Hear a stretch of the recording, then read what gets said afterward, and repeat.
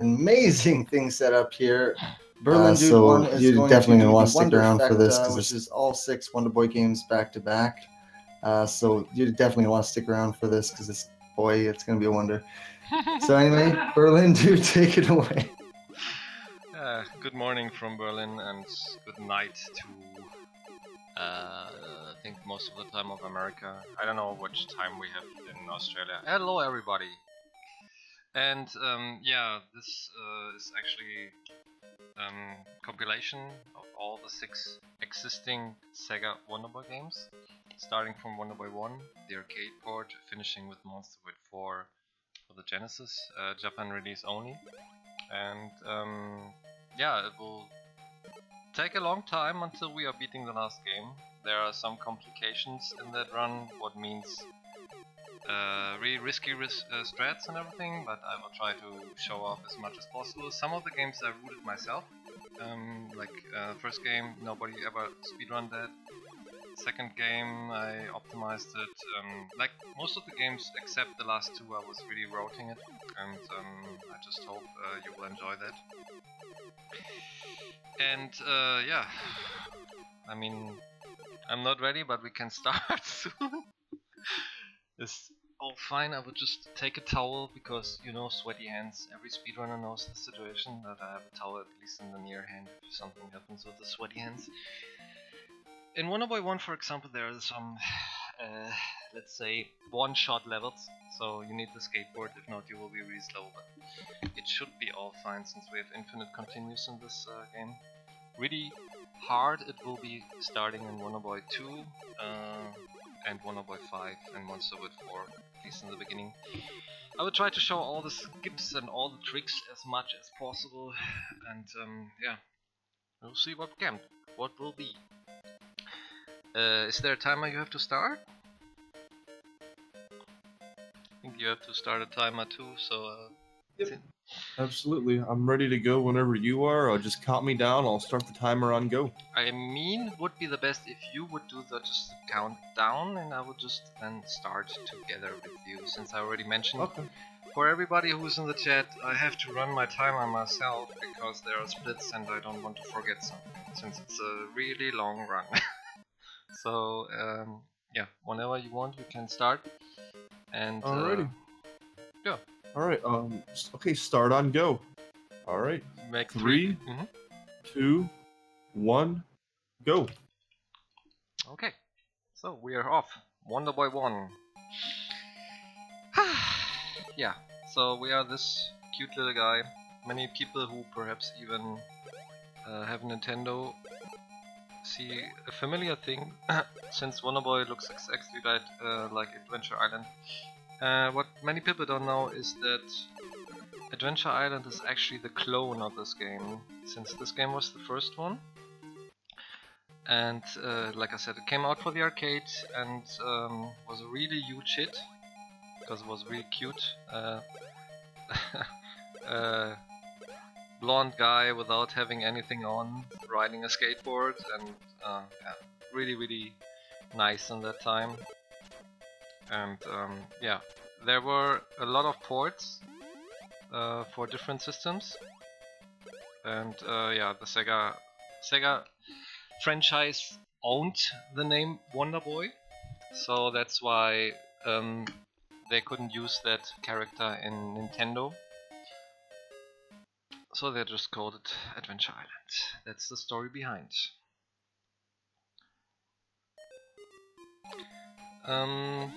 Interesting thing about this game, Wonder Boy 1, is that there are a lot of repeating levels. You will see a lot of the same levels, just with more enemies or more things on the screen, but they're exactly the same from the start. If you figured that out with time when you are speedrunning that, yeah, you just remember this and that, you know.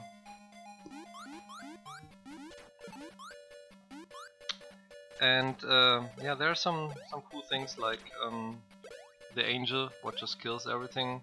In the beginning, of course, the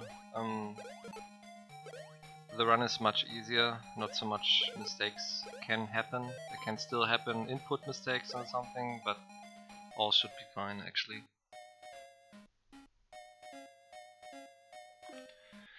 So, yeah, this game has 9 areas with 4 parts. You can actually find area 10, but for that you have to collect all the dolls. Since the ending is the same and we call it any %, there is no need to collect all the dolls. Dolls what we can skip, we skip. Dolls what we cannot skip, we just collect. And you hear the same sound over and over again, so apologize for that. It is not changeable. So yeah, ice physics in this game also existent, especially when you're running. There are angels, positive angels and dark angels, what you right now see. You wonder why I'm taking it, because he's bringing down my health. Every time when we are finishing a level, the life counter gets points, and also when you're collecting a doll. So as low as your health counter is going, as quicker you are going into the next part. That's why we are using that Death Angel. So, and we are like in the last area, and the last area always has the boss guy. The last area is except to area 4, the last part of every area is except to area 4 and area 8 always the same. In area 4 and 8 we have clouds where we are driving on with our skateboard, or walking on. In that case it's always driving, because we have a skateboard hopefully there. And critical levels in this game are mostly level 4-1, with the only RNG element volcano stones, and 4-4 and 8-4, because most of them are kind of one-shotters. Here we are the boss, you have to hit his head and then he's like that after 8 shots, the next one 10 until 24 up.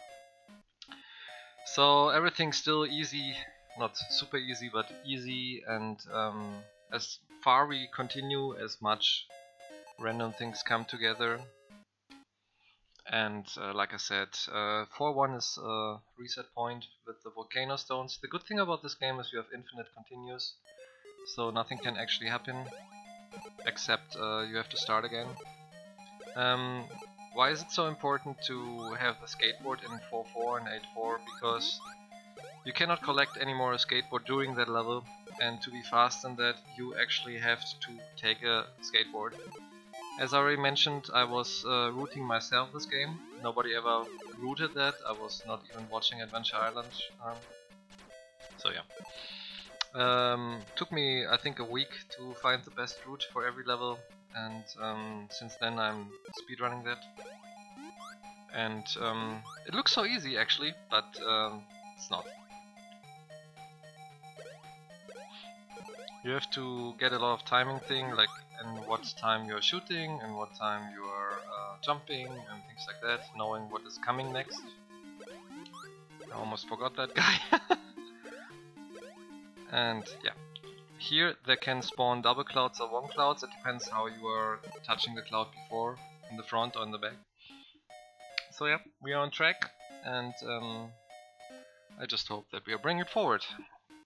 Always the same music, like I said, and there will be also warp zones what we will use to cut the level a little bit, make it shorter. It's definitely a good thing, because most of the hardest levels are actually levels what we can cut before, so I'm glad that I found them. They are like in every area there's one part where you can find these cutting things, like warp zones where you get pushed into a different in a cloud thing, just collect it again and then everything is fine. Interesting thing about levels is you can despawn some enemies, or in that case spawn double platforms. Here you see like you have a blue background, and you have a bat in the background what is having the same color, what is kind of unfair for a casual player. So yeah, the background sometimes matches even the enemies, and you just have to know everything. So yeah, we are in 2-2. Now we get the skateboard back and we will be fast, and hope everything is still fine in the stream and you are still awake, people. So 2-3, let's go with the skateboard back. Like some levels have already the skateboard. You always start without the skateboard because you cannot beat the boss with skateboard. You even lose the skateboard in front of the boss, and then you just like I said, you just start again as normal human, and you have to collect the skateboard again. They are not giving you always the skateboard, but they're giving you most of the time the skateboard. You just have to understand that every hit you get, you lose your skateboard, and every hit you get when you're human, you lose a life. And yeah, just to understand how the mechanics function here. You can jump small, you can jump high, depends what you're pressing. When you're pressing, like you can hold shoot button and then you jump high, or you can just make a small hop and then press again the shoot button to speed up. This is kind of the mechanic, that's why you see me sometimes shooting or not shooting. And yeah, it's kind of interesting how the Wonderboy series changed during the runs. Like during the games you will see completely different gameplay. So since this is here kind of yeah, typical, I don't even know how to say it, platformer or whatever, and later the series changed completely into like open world systems and things like that. So yeah, the creators just went a completely different way. In Adventure Island, for example, they stayed with that mechanic, how you see it right now, and here they just changed the way of how Wonderboy will be played. So this is actually the only game what has this kind of level design and mechanic, and later we have mostly equipping things like armor and everything, and swords, and collecting gold and things like that. So yeah, it's a very unique one, and you would not say if you see a later Wonderboy that this is actually also here a Wonderboy game. But yeah, they changed just the direction of Wonderboy completely.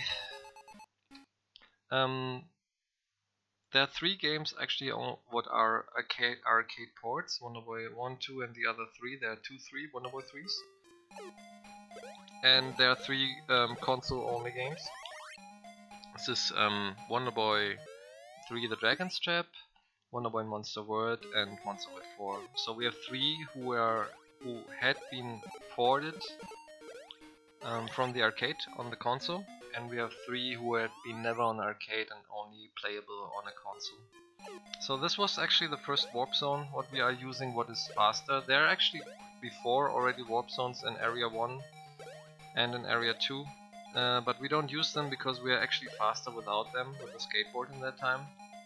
So we are only using warp zones what are really helping us cutting the time down.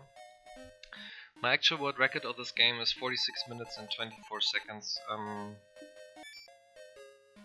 Very close to the gold of best possible time. Why? Because like I said, there is no RNG. Only one level has a really big RNG point.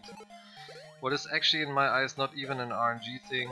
It's a global timer, I guess, inside of the console. I don't even know. Like, you will see that level soon, 4-1. In 4-1 there are volcano stones that are just shooting at you from the background, and you don't actually know how they go. They can go from left to right, right to left, or it's just staying in the middle. It's kind of weird actually. So yeah.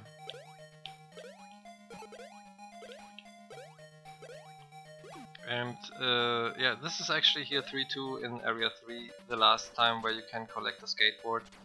In 3-3 and 3-4, mostly exactly in the level 4, in the part 4 of every area, you never can collect a skateboard except in the cloud words, what is 4-4 and 8-4. So yeah.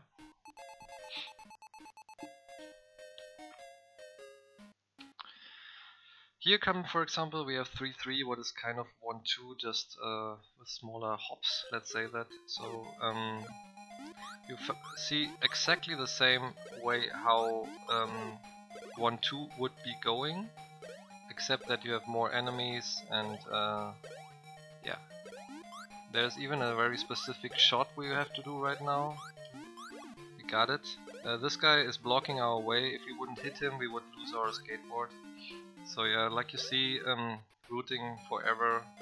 There's for sure some things perhaps I never found or what you could even do better, but I tried my best to find every pattern to use and to not speed down. Like here, small jump instead of like before I was braking always. And yeah, the pattern is mostly always the same, except that you have to press the jump button. Sometimes when you're on the end of the cloud or on the platform and you press jump, you're not jumping and you just fall directly into the pit because of input delay or whatever. I cannot explain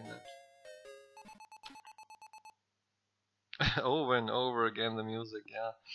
Sounds correctly, you are right.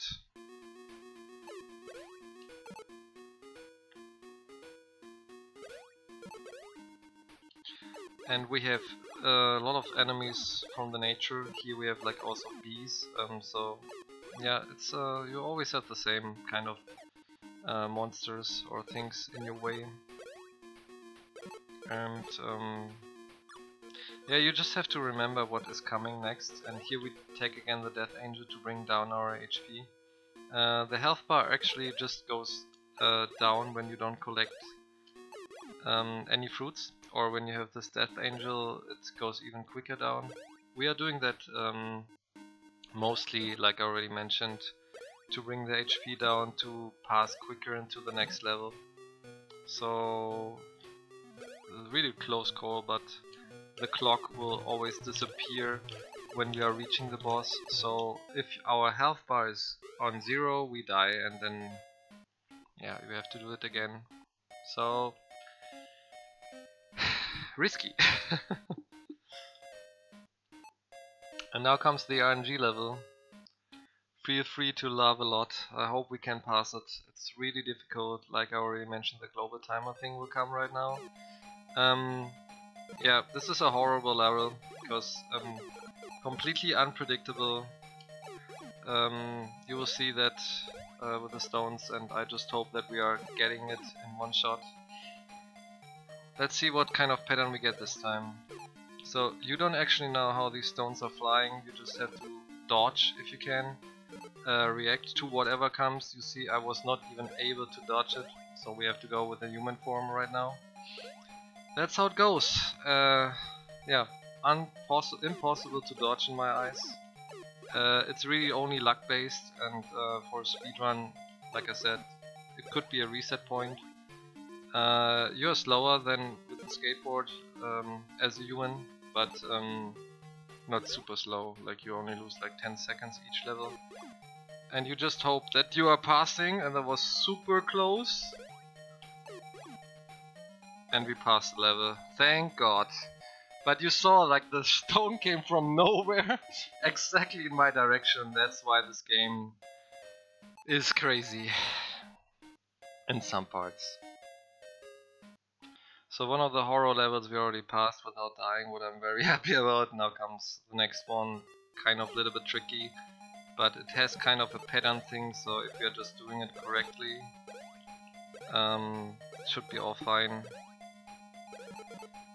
And yeah, that was super close, but all fine. I played more safer than I could in the beginning by stopping a little bit here and there, but yeah. We don't want to lose any time since we have a 4-hour run in front of us. So you see just me doing some stuff like small hops and long. Oh, there was, for example, I hopped too high. The frog hit me and we have to do it again from part 2, I guess. Yeah. But we get an X and everything is fine. No problem. The good thing about this game is that yeah, you have a lot of lives. And what I will do just right now, let the frog jump, so we're safe. Actually never happens that I get hit, but yeah, you know this, like marathon luck. Touching the wall actually spawns 2 platforms. There can be also 1 platform if you do it really fast. And yeah, at least you have like 4 checkpoints in every area, every part. And in that case you always start from the last checkpoint you had, and most of the time they give you a hammer again. Sometimes they don't give you a hammer, but most of the time they give you an egg where a hammer is inside, or they give you a hammer on the way. So yeah, this is like you saw a typical mechanic thing. Very precise jumps. If you're jumping too high, you can hit, or if you don't jump, or things like that. Like you saw exactly how precise the jump has to be. If you're doing it too late, you get hit. If you're doing too early, you get hit. If you jump too high, things like that. And here we have the only desert level in the whole game. So they changed something.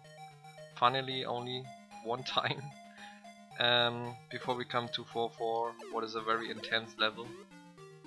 And you saw just a thing called Sega.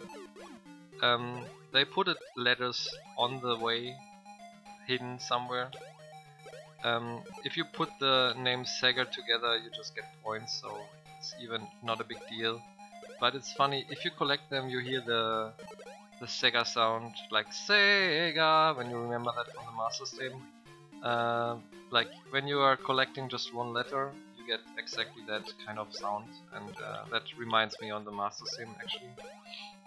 Really cool gimmick, but helps nothing except getting some points, you know. So we're coming to the first cloud level and to the second harder level. 4-4 brings you to the clouds with a one-shot situation with the skateboard. The easier one, the 8-4 is the harder one. Let me see if I get it. Yeah, so you're going on clouds and the skateboard exactly fits everything. As a normal person you would not match the clouds, and it's kind of hard. But like I said, it's the easier level. Later you will see that level. Okay, made it. I was pressing the wrong button in the wrong time, that's all fine. Later you will see the hardcore version of that level, what you see right now. Luckily to get in area 3, you get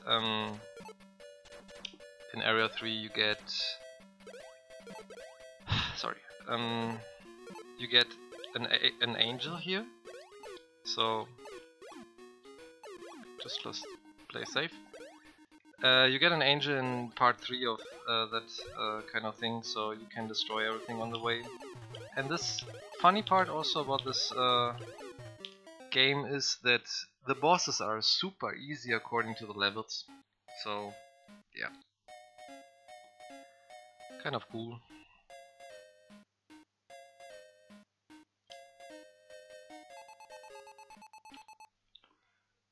So 5-1, starting really easy with starting with an angel, very nice. So we passed 4-4, and now we are on the way. We are around half the way of the game, and yeah, let's try our best, of course, to bring it forward. We get a skateboard. In the moment, yeah, does the boss actually do more than just walking? That is a good question. The boss does actually more, but he has to reach you. And then he throws fireballs. The one what we just saw is actually one who is throwing thunders at you. Fireballs are going down and thunders are going straight. But yeah, he has to reach you. And since they are still very slow, these guys, he will not reach us. So yeah, we kill him always before. Mostly I want just to mention people who play that the first time, they wanted to give them time enough to hit the head, because perhaps they don't know if they hit the head or timing thing. But yeah, you will see them starting to attack me. I think in area 7 it will be the first time when you see somebody really attacking me. But before that we should always kill him before he's actually really attacking me. And here we have stone part where we have a lot of things in our way, and yeah, just the good thing, like I already mentioned, is this game is more execution, not so much RNG. There's only one RNG level with that volcano thing where we luckily passed without dying. It's just a pity that we are dying against a stupid frog, but frogs are frogs, you know? And you just have to know in which time you are jumping and dodging and things like that. Best thing always when I watch a speedrunner is that it looks so easy when a speedrunner plays a game, but if you are actually playing it yourself, it is super hard, that game. So the best compliment for a speedrunner is always if people think this game is easy, even when it's not. So give it a try. Now comes again the ice physics. We are using another warp zone here, and we are skipping the hard part of that level then because of using the warp zone. And yeah, like I said, really cool that they put this warp zone exactly in these parts where we have the hardest levels. So here I just bring down my skateboard because you actually cannot reach these warp zones with a skateboard. You always have to be in that human form. And now we are skipping just the biggest part of this ice horror, going into part 4. And yeah, really tricky, the ice physics. You will see that especially in the end when I'm about to reach the last platform, because it's really slippery. You see that right now, you have to wait and then you have to jump. And this is what makes these ice physics extremely hard to coordinate. And when you're losing there your life, you lose your axe, and then you have to pass all these enemies before whatever's even shooting. So yeah, not very friendly. Not very family friendly, this game, here and there. And now we're on 5-4 again, in the woods. And we are just, yeah, going on our way to defeat the boss again. Have a lot of enemies, spiders, blocks. The enemies are instant death, like kill you instantly. The blocks only bring your HP down. You can always refill that with that milk or with that fruits what are on the way. Yeah, and the frogs, the green frogs for example, they jump high, and the brown frogs, if they are on the way, they just stand still. Always the same pattern most of the time here with the spiders, and you just have to understand what you have to do. It's just a repetition thing, so no big deal, only execution, but of course you first have to learn how the levels are designed. But it helps a lot, and it's just funny because the game is super long, but you actually have, in my eyes, like only 8 different kind of maps where you're playing, so it's actually not so hard. It looks harder than it is, and we are hitting this game time 16 times, and now comes the next set, and the next set can be still get killed before he's shooting, but he will shoot, but he will not hit us. And yeah, from 7 we have to dodge the boss. But you see, we are almost until the end of that game that we get even a boss what attacks us. But the levels are the hard one, and the bosses are actually the easy stuff of every area. And if you play this game longer in the day, you will have this music in your ear for sure. So yeah, if you speedrun that, for example, you always have this loop. It's kind of a little bit annoying. You saw right now there the doll. For 100% you have to collect all the dolls in every area. Some are hidden, some are easy to see. Every doll you have a 2-second editation of your time, because you get extra points with the doll. And it only opens another area, but it does not change the ending, so it's only for fun, in my eyes, to finish it 100%. Because yeah, you don't get an extra ending, you just see 4 extra levels and they don't even see so much difference in that. like you see repetition again. But yeah, for fun, sure, find all the dolls and finish the game.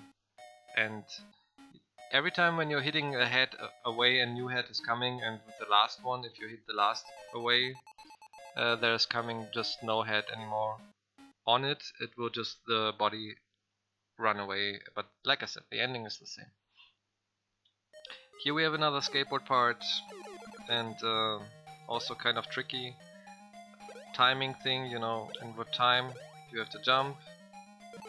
Enemies, what are spawning, what you'd never know if you would not speedrun that. Dodging things. Like I said, when you play this the first time, you think, okay, how do I want to dodge this all?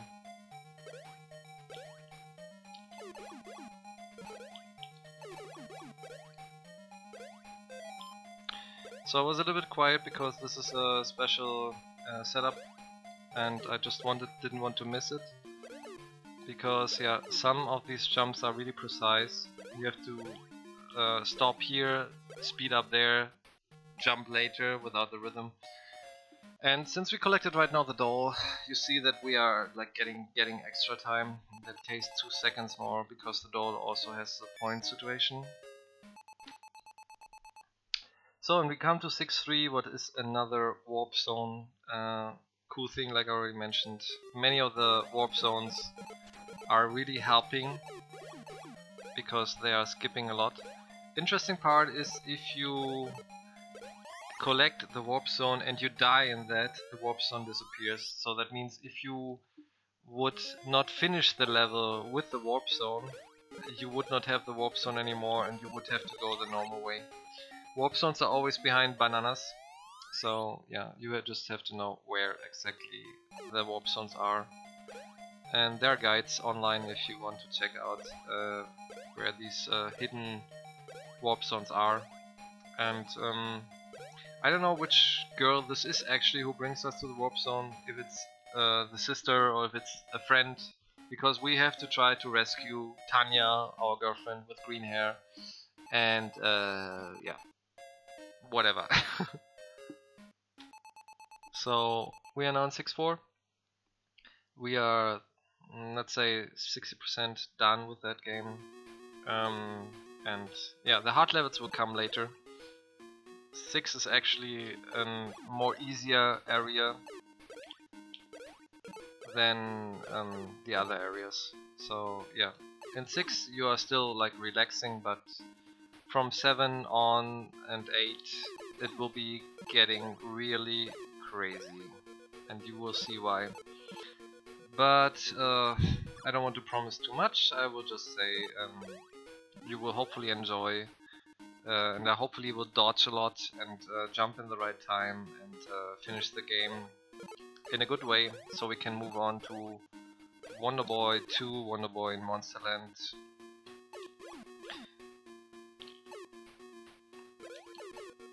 This dragon guy, for example, you saw right now is always coming when there is a flower on the ground. So you just have to, when you see a flower, you just have to know there is coming one of these guys. And the first one is running, the second one is jumping. 6, 8, 10, 12, 14, 16, and did we get it? Yeah. So if you hit his head before, like in the 18 times what we have to hit him, if you hit him before, this fireball cannot continue and will disappear. So that's kind of a really hard kill, because it's the last one actually where you can kill him without dodging. After that, right now you have to dodge because he's getting faster and faster and needs more shots.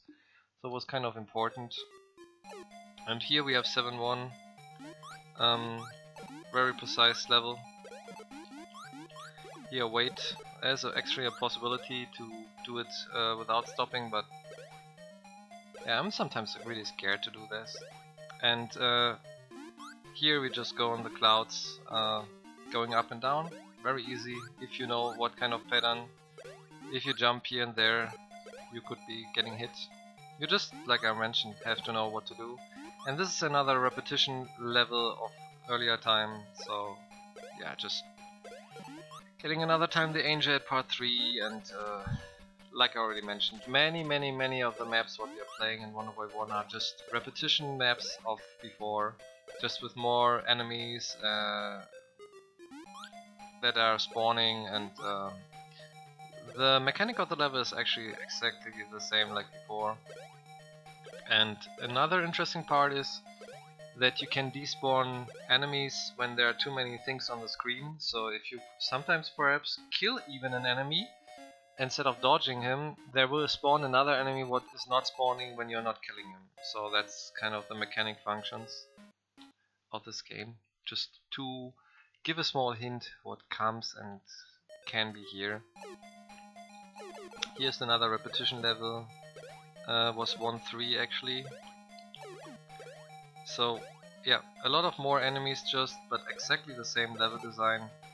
Yeah, you just have to remember which level is which level and when to jump and what to do and yeah, things like that. But the mechanic is actually exactly the same like level 1-3, what I was mentioning, just more enemies, more things, and yeah. It was really interesting actually to root this game. I was wondering why nobody ever speedrun that or tried to speedrun that. I think there was one run submitted in a different console, the SG-1200, what is also Sega system, but it got deleted again, so I don't know what happened to that. There are a lot of people who run Adventure Island and speedrun Adventure Island. I was wondering why nobody ever tried to run this, because it's actually in my eyes the same game, but cool. So if you want to get a world record, just go for it. Here is the good part, another warp zone area thing, but for that, like I already mentioned, we have to lose our skateboard because we can never reach the warp zone. And every item what we are collecting is like typical girl item in that time. Like this game is from 1986, 87, and you know, people had been different in that time. Like there was like typical girl thing, like a teddy, a shoe, and like sunglasses and things like that. So every item what you just collect looks a little bit girly like, and yeah, no offense, everything just like it was in that time, and we just take it. And we take this Death Angel here and bring our HP down to pass again very fast. Since every time when we are going into the warp zone we automatically get the doll, so in that case it's still short since we are only having 2 HP, and we always start with the same health bar again. And now we have 7-4, and you see like the game starts to lag because there are always more and more enemies, more and more sprites like the fire. So hard also in this game is definitely the lag what will come because of too much enemies and sprites on the screen. So you just have to be aware. So like I already mentioned, the game can really slow you down, and you will see that especially in the end. And here's a new mechanic, like they changed it here a little bit. A lot of enemies, and you see like I prefer to wait and hit them, and the game really starts to lag because of too many spiders in that moment. Yeah, like they put it more and more sprites into the end, what really makes this run a little bit tricky, because like your momentum goes away and you just have to know what to do.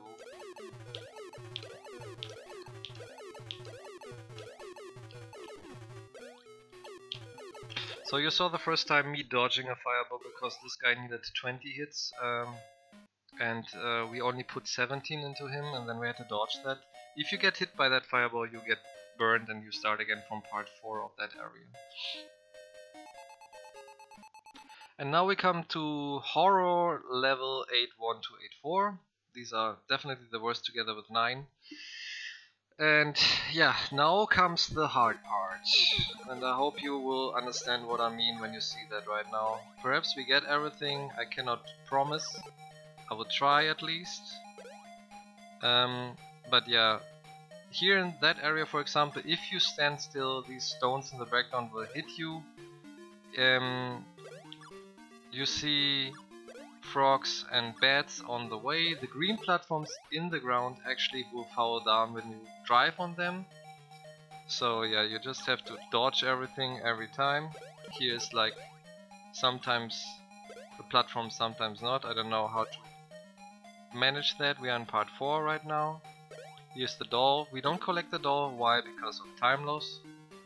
And the frogs are just here, and then we are just killing the first bat, jump over the next, and we are done. This level looks so easy, but it's super hard casually. Could be that you're losing 30 minutes just casually because you cannot really know what comes next, and you get hit many times, let's say that. So A2, we are going into the night. We have some enemies what we never saw before. Some night owls and everything. Start first with an angel, what is very friendly, so you can breathe a little bit. With the angel you can destroy from one area part to the next area part everything. And now comes, like I said, there are coming some enemies what you never saw before. It's a unique level. There's an owl, what is coming down, the rest is just flying over you. So you just have to kill these owls and go the way. Let's see if we can continue with the skateboard here. It's actually not very important, but let's see if I get a very special jump between two stones. If we get that here, nice, we can continue with that skateboard. It could be also that we get hit from one of the stones and then we lose the skateboard. Makes only a 1 second difference, but it's a really, really tough jump because like you have not much space between these two stones. But we made it, and now we come to A3, and after that comes the craziest level, what we have to finish with the skateboard to be fast. Let's see how this goes. A3 first, and then we go with A4. Hopefully we bring the skateboard until the end. A lot of bees, a lot of enemies, you see that right now. A lot of things on the way. Snakes, stones, frogs, and so much stuff going on here right now. Precise jumps, killing the snakes if you can, jumping in the right time, and here I just use small jumps.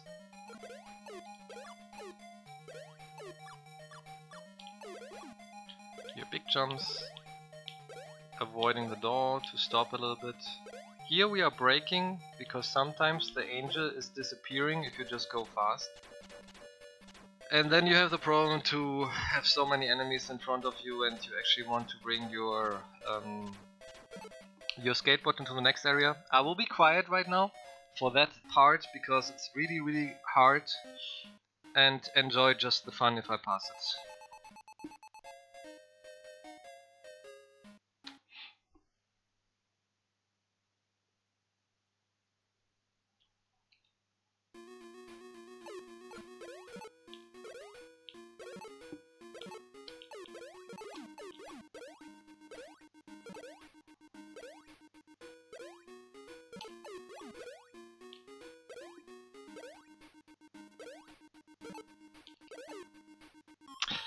Jump was too short, I was jumping too early. So now we have to do it on the casual way, and that will be taking a long time. So what does that mean? We have to wait for these birds, that they are shooting their stones. Because we don't have a hammer right now, what is the pity. And unluckily I didn't make it. But it's not a big deal. We just have to dodge everything. Going into the part until we get the angel, jumping over that guy. Like, you can actually not hit them because you don't have a hammer, you lost that. And like I already said, it's not a big deal, it's just a little bit time loss. And since we don't have a hammer, we have to dodge everything until the end. And here's the angel. And the next time when we get the hammer is actually in front of the boss. So unluckily I was just exactly jumping, let's say 2-3 pixels too early, because I wanted to make it very precise. And now we have the situation again that we are just dodging everything what is coming. You see like big range, these, they are just coming and you just have to dodge everything. Here is actually a hidden door, I just take it because yeah, take the time. And try that on casual way, will be taking forever. And now we are just fighting the boss, we didn't get an axe before. He's throwing thunders, he takes 22 shots and we got it. We lost a lot of time, according to a speedrun, but for the marathon it's definitely fine. Yeah, just a pity, like I said, I was jumping like some pixels too early, but it's actually not a big deal, we just lost time. So, 9-1, another relaxing one. Why? Because there's a warp zone directly in the beginning. If you would not take the warp zone, you would be having a hell level, because ice physics, you know, but since there's directly here a warp zone, we just go out and say thank you.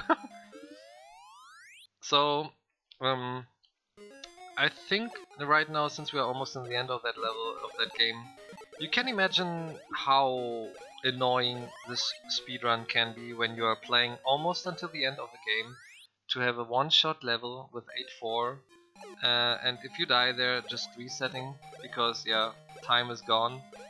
Kind of hard definitely for your mind when you're like 40 minutes in the run to reset in the game. So yeah, just for your own identity and thinking how this speedrun can be really frustrating in some parts, you know. Like 4-1 is a reset point after 13 minutes, 4-4 and 8-4, especially like after 40 minutes resetting, you're almost in the end of the game, but you have only one shot with the skateboard, what is kind of annoying.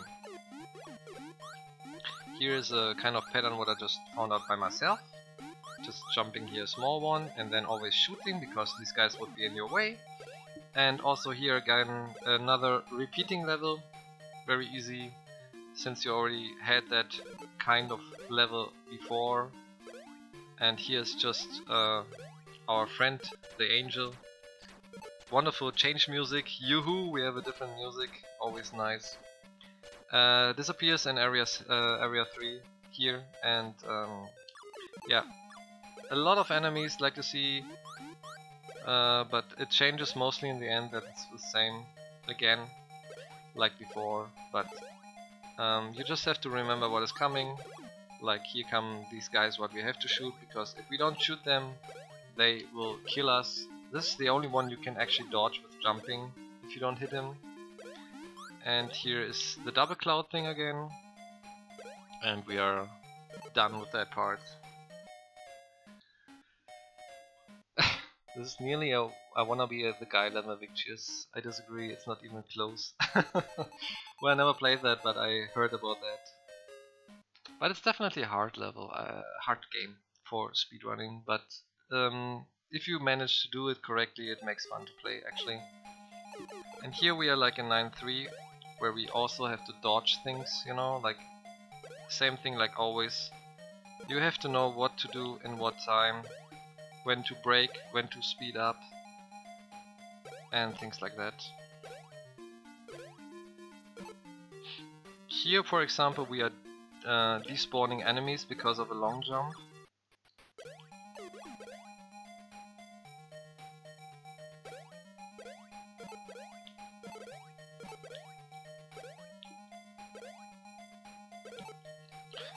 And there was also another pattern what I had to be a little bit quiet, because it was kind of a rhythm thing, but you have to be really close knowing what you do. You can actually bring the skateboard into the last area, but I don't like that because it's very hard with the skateboard and I don't want to lose my hammer. So I just destroy my skateboard in the last one, and we are about to finish the game. Under 50 minutes, that's actually not bad. And now we are just going into the last area part before we are starting Wonderboy2 directly, with a completely different game mechanic, and starting the real Wonderboy games in my eyes, because they are completely different to everything what you saw until now. So yeah, let's see how far we will bring it down. And laggy situations, like I already mentioned, a lot of enemies, a lot of fire, a lot of things to see. Not taking the death engine because we directly finish then. And here is another tricky part. If you don't have the hammer, try to avoid them. If you get hit right now, you would start exactly there in part 3, and it would be taking forever to pass this part with all these spiders. Because, yeah, spiders everywhere. And now we are in the last part of that area 9, and we are about to fight the last boss. He has 24 hits, and then we are directly changing into Wonderboy2, and the first game of 6 is done finally!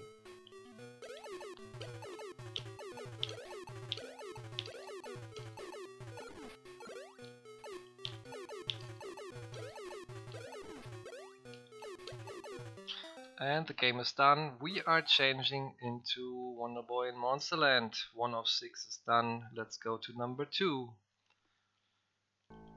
So, welcome to Monsterland.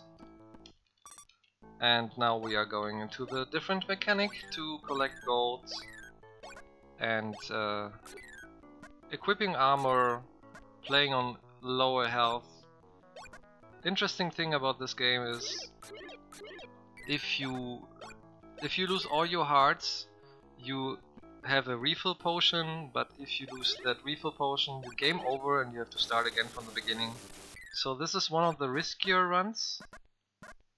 So we just have to be really aware, because like I already mentioned, this game is really hard. Not of gameplay, mostly just because, like I already mentioned, you have one refill potion what you can buy later again, of course, but if you use the refill potion and then you die, you are game over and you have to start everything again from the beginning. There's no continue, there's no checkpoint. This game is hard as hell.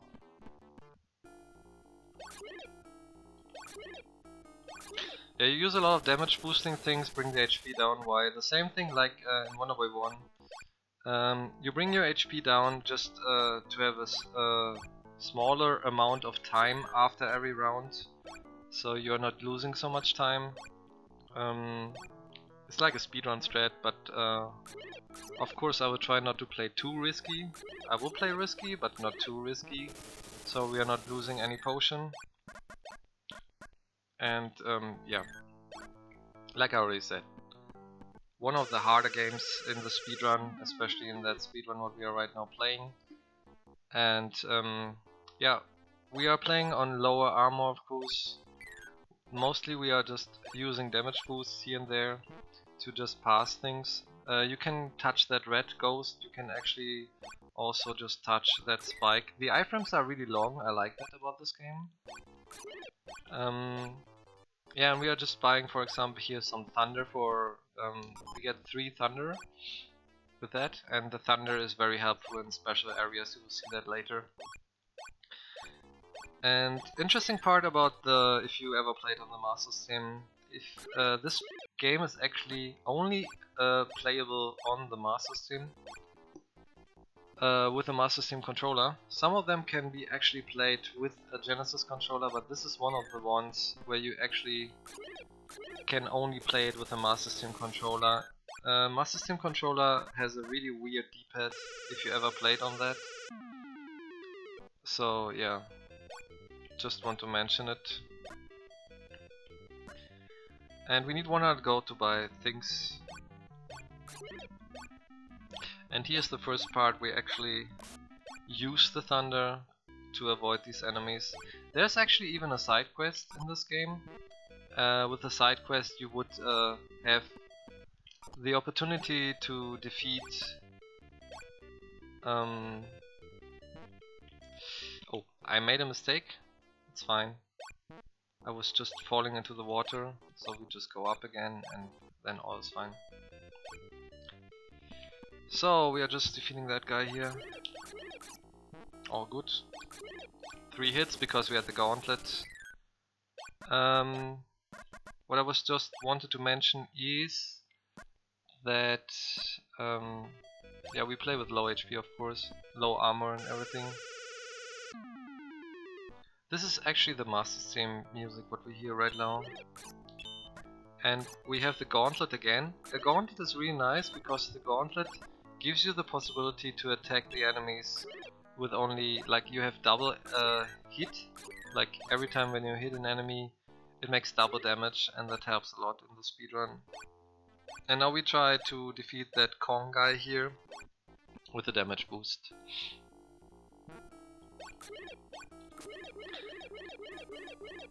A strat I found out myself, really easy to set up, and you just get damage from him.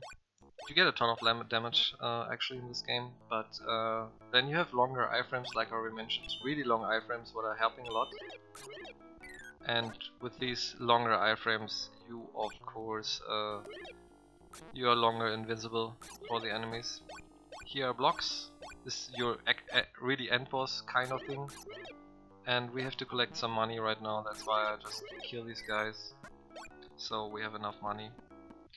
And we are in round 5. This game has 12 rounds. And now we come to a boss where we can defeat him with answering a question, the swings. And yeah, if we are lucky we can pass, if we are not lucky we have to fight him. The answers is 66% chance, like you have 3 answers, 2 are always maximum correct, but of course you have to choose the right one. I already know which one, of course, can be correct, but you never know if that one is actually correct, you know? There's only one question actually where it's always correct most of the time, so let's see if we get this question, that would be really nice. No. And this was a fool, that means we have to fight him. It was, which is my favorite game, Afterburner or Missile Defense would be the right answer, and it was Missile Defense. I choose Afterburner. So now we have to fight him, it takes 40 seconds more, and a big reset point, annoying boss but easy to dodge. It would be a reset point in the speedrun because it costs 40 to 50 seconds to fight this guy, because you can actually pass with just answering correct. And you see an amulet on every boss, and that amulet shows how far he's from dying. When he has a red one, the next one is the killing one, and then he's dead. And this is with all the bosses in this game. You have this amulet thing, but shows how far you are actually from beating him. And now we are just buying the legendary boots, because we want to jump really high. And these rats can be really annoying. They are another global timer thing here. You don't even know when they are coming and everything, you know, it's just learning patterns. The blue ghosts are actually also really not the friendliest, let's say, but it's all fine. So just bringing a little bit the HP down, not so much, but a little bit at least. And the rats are even faster than we are with the legendary boots. We are still having the lowest armor, we will buy right now, later a bigger one, but only one. For 100% you actually have to equip everything. Means you have to take all the hearts, what means enough points. Like, there are so many things you have to do in 100%. It's kind of fun definitely, and it's not so much slower. But the mechanics are also very weird because you're like flying really different, and we still get a ton of damage every time from every enemy, every boss. So we have to just be a little bit careful here right now, because like I said, we have still the very low armor, and now comes the Medusa, and with the last thunder we have, we can actually make a different pattern every time. So it should be all fine.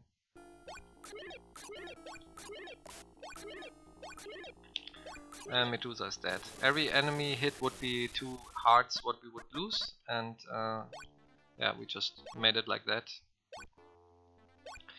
So normally you bring your HP down almost to the limit, and then we are bringing the HP up again. Since I already mentioned that this is a very risky run, I will not play so close to the death because I don't want to lose the run just because I played too close to the death. Yeah, if we are losing the potion for any reasons, there's in the end of the castle, before entering the last castle, there's actually a shop where you can buy the potion. Here is another hidden door, like you already saw that we are going into hidden doors. You need to enter this door because here you get the legendary sword, and with the legendary sword of course you can play in a good way. So that's why it's very recommended. In the time when the internet was not existing, it was really tough to find everything because yeah, you have to find it out by yourself or your friends had to find it out. There was, I think, a Sega hotline what mentioned things, but most of the time you had to explore yourself and find secret areas and secret things.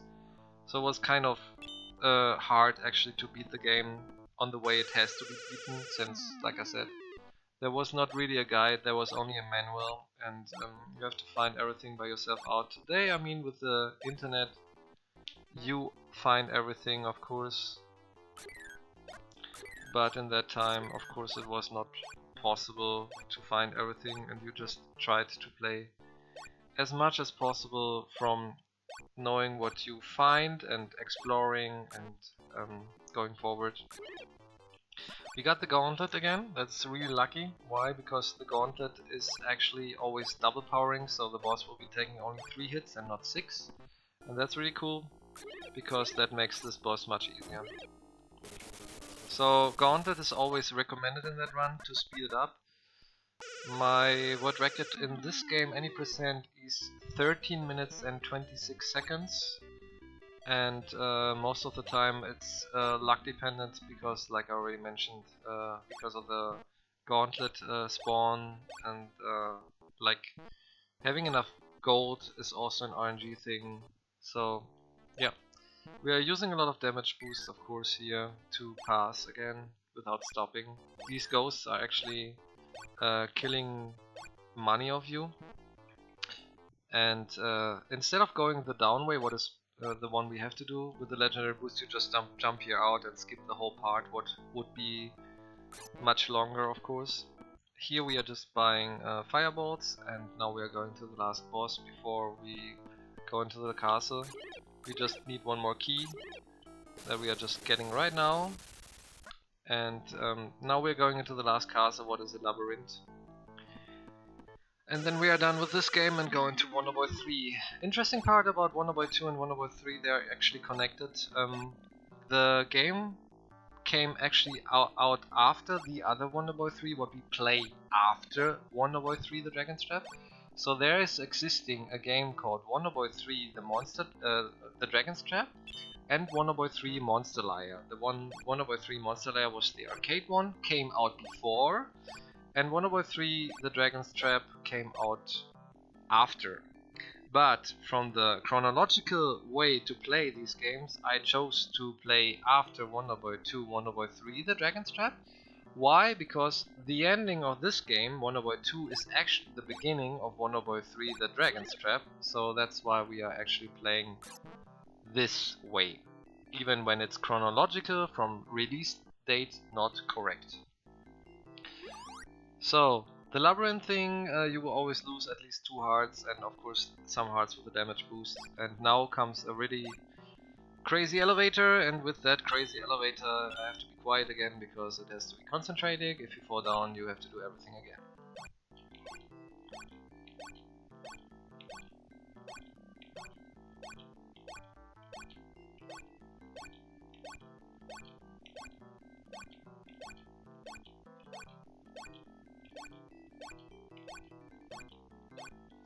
Okay, we made it. You see, it's not easy. Also, there can be a glitch with the blocks that they're not in sync and you just fall down. So we made it. That's actually really cool. I just try to collect some hearts if I can. There's a heart. Just slowing a little bit down to have enough hearts, you know. Like, I don't want to use the potion in the end, but perhaps it could be not avoidable. But yeah, all is fine until now. Now there come some enemies. If the enemies will drop a big card, I would just take it for security. If not, we will just go. We have 5 fireballs for the boss. Should be all fine. Bombs are not necessary. Flying boots are not bad. Thunder is also okay. We can just kill this guy here. And let's see what this guy is giving. Fireballs. Cool. We have 8 fireballs. That's actually not bad. And we can actually go into the last boss room without losing our potion. So we have like only 25% of HP if I'm doing it correctly. I just did it correctly, and now we fly with the flying boots over this guy, and we are going into the boss room with only 25 points. But the good thing is we don't use the potion, we have just the annoying sound, and we are just fighting the last 2 bosses.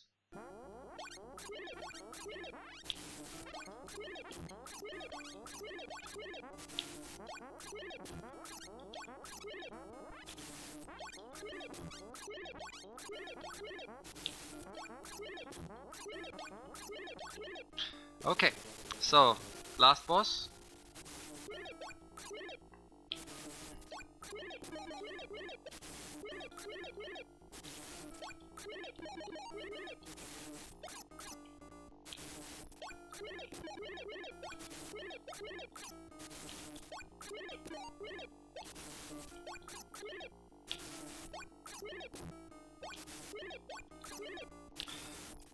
And we are done. Very nice. Cool, so we can start now, Wonder Boy 3. It looks easier than it is, definitely that kind of last boss fight. So, we are in Wonder Boy 3, the Dragon's Trap. The beginning is like the end. It's really hard, that Wonder Boy 2 game, always, like I said, a reset point, and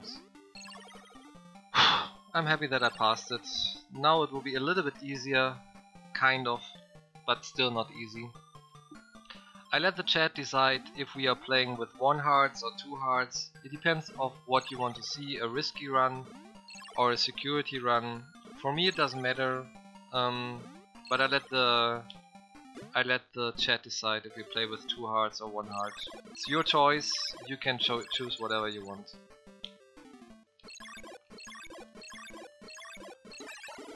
Risky run. I go with the majority, so feel free to say what you would like to. 1 heart.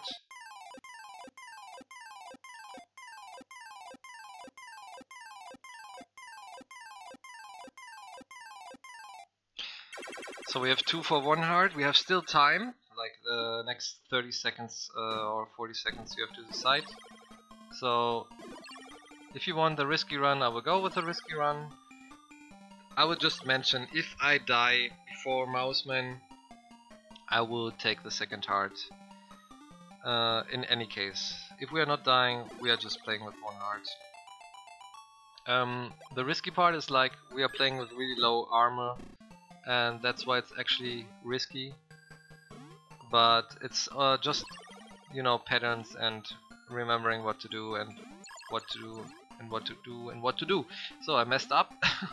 All fine, actually we just get some damage here, so that means we are just a little bit slower. The blocks are actually having a kind of a pattern, but since I was waiting too much, they are just coming right now a little bit kind of random. And we just now here use a damage boost and go out of the castle instead of waiting for the stairs. And yeah, since most of the people want to see a risky run, what I was even thinking of doing, I will do the risky run, means I will play with 1 heart. It's only important mostly in the beginning, later it will be easier, since yeah, the damage will be not so high, it's just dodging things, you know, and we can always still get the 2nd heart whenever we want. And the castle is down. Now we are going to go to the beach, get the key to start that open world. This game was called one of the best Sega Master System games in history. It has kind of wonderful music, cool mechanics, and a kind of an open world, what is not really an open world, since you to the story, you are cursed from the Mecha Dragon and you just have to get back into human form, and for that you have to defeat all the dragons, get a different form to, in the end... I just take some money here.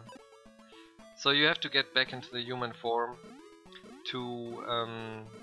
and for that you have to defeat all the dragons, you know. And why you wonder that I'm taking here damage is because we are using later a Death Warp. With the Death Warp we are skipping all that way what you just see right now, back to the beginning. Of course we are losing our potion, but like I said, we skipped all the way going back, and it's definitely better than just doing stuff like running backward and then dying anyway. So next hit I will be dead. I just collect the key because you still have items after death. You don't have the items like fireballs, but you have the keys and the charm stones and the gold after dying. So that's what we are just doing right now, using the Death Warp and hoping perhaps to get a potion right now from the game. Depends if the game is helping us or not. If it stops in the right time we get a potion, and we have not luck. So we are playing with 0 potion, and as you want we play with risky, 1 heart. Getting some equipment here, and just the interesting part is this also, that we have sometimes to equip our armor to get more charm, because the only way to increase your charm is equip armor or collecting charm stones. Some items you can actually not buy because you don't have enough charm. There's a remake version of this from 2017 called Wonderfecta the Dragon's Trap, where they put that charm stone thing out, so you can buy everything, and yeah. Here comes the risky part, what I was just mentioning. Why? Because these guys make a ton of damage, of course, and since I don't really know right now this pattern, what is coming right now, I just try to focus as much as possible. And yeah. Some of the enemies are actually directly killing you if you are not doing it correctly. Projectiles are making less damage than bonking the enemy, and this guy, for example, shooting one, like he's shooting, and if he's hitting you, you're directly dead. And we don't want to be dead, so yeah, we're just continuing, going into the pyramid to the first boss. After that it's easier even with 1 heart, since the mouse man has more protection. That will be the next form. So we are right now going into the first dungeon. Speedrunning, like you see, is most of the time dodging things and jumping over enemies, and yeah. Later some enemies in the dungeon can instant kill you, so there will be a part where I will be not talking too much. But yeah, like I already mentioned, this is, in my eyes, one of the hardest parts in the beginning, with the way to the pyramid, and now also this part. But after the boss fight, all should be much more easy. So I will be a little bit more quiet right now. Enjoy the music.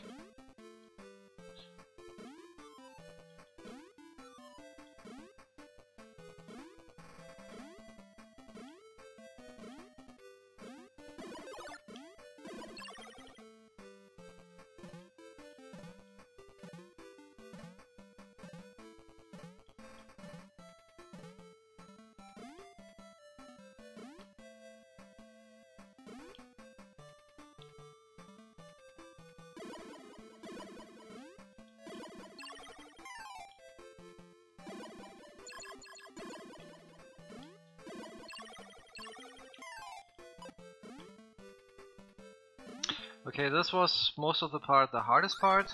Now we should be fine. We get another potion here, and we fight the boss. Take the potion. We are selecting right now fireballs, what can get an extra hit, but the risky run is not kind of okay, but it's definitely hardest part is mostly over. We can hit him 3 times, and with the fireball we can even bring him into the situation that he's not attacking us. So we have 3-1, we already lost one. 3 times for sure.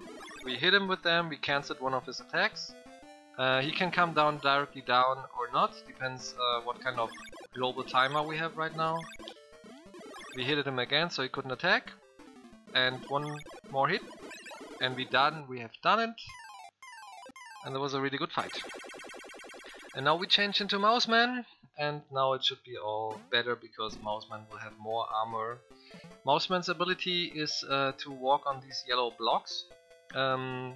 Lizard's availability or ability, sorry, is that he can actually run in lava. Like, he cannot be hurt in lava. All the others get damaged in lava. So every form where you get changed into has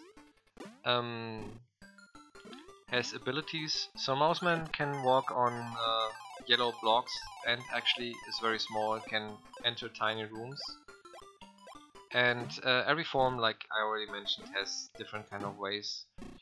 I just want to mention that normally there are 2 more dungeons in this game. What we are skipping by using the Tasmanian Sword. The Tasmanian Sword allows the player to change in every form what he can use, even the human form, what we actually are not available. So we are skipping 2 dungeons because of buying the Tasmanian Sword.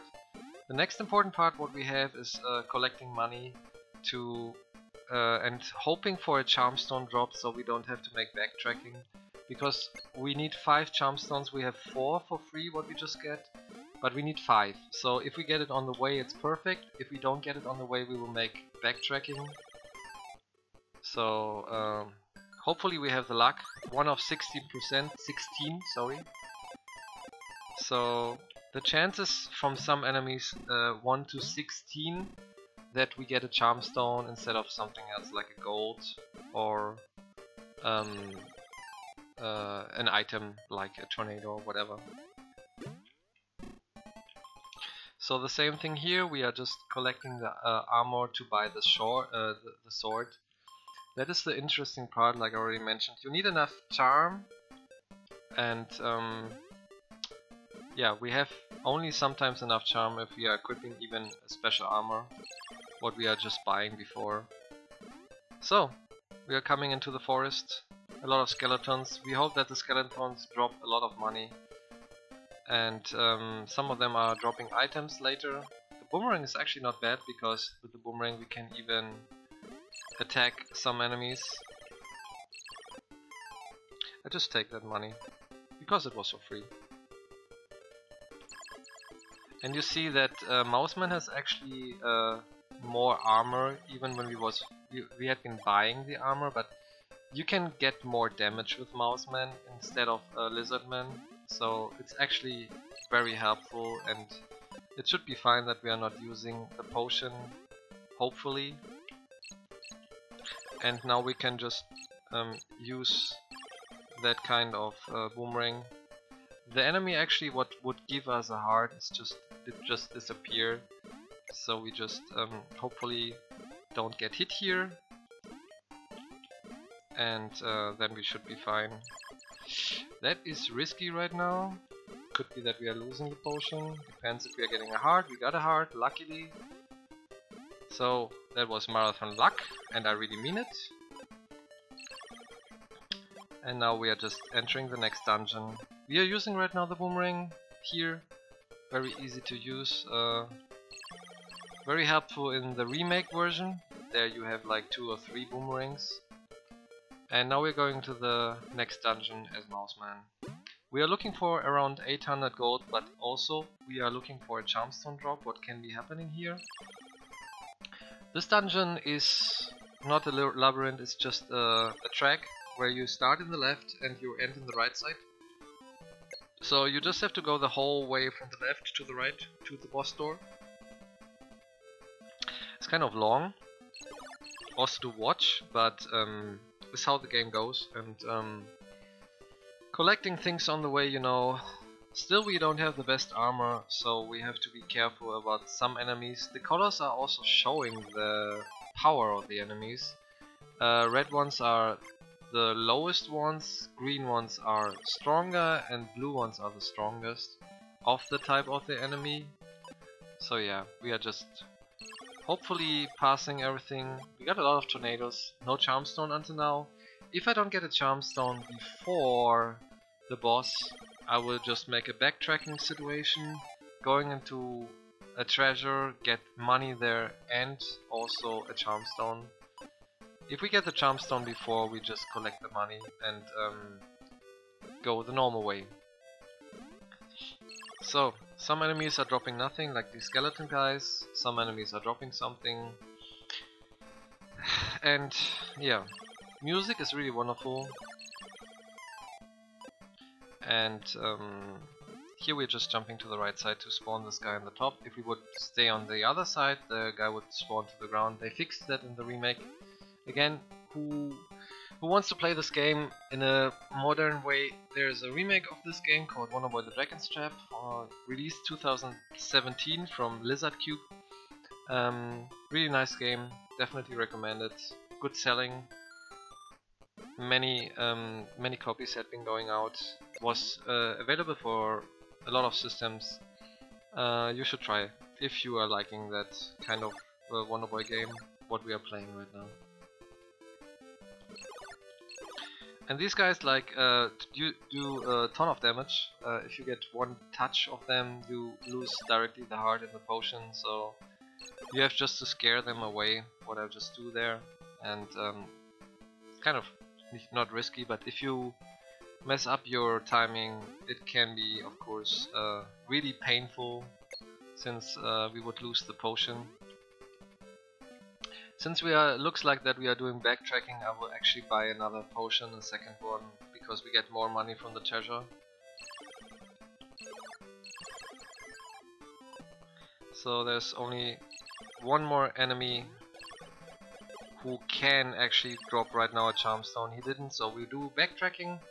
We go into the treasure next to, after the dungeon, next to get a charm stone. Because we need 5 to finish the game and we only have 4, and we don't want to have a luck-based situation where we just wait 3 or 4 minutes to hopefully get a charm stone drop. You see in the top right an HP. The manual says actually this is a percentage. For me they are just points, so every dragon has for me 100 points, HP points, and we are just bringing them down. But the manual says it's a percentage, so whatever they want.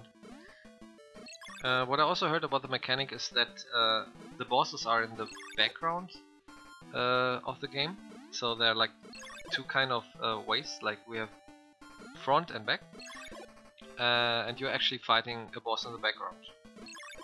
That's what I heard. So 21, 18.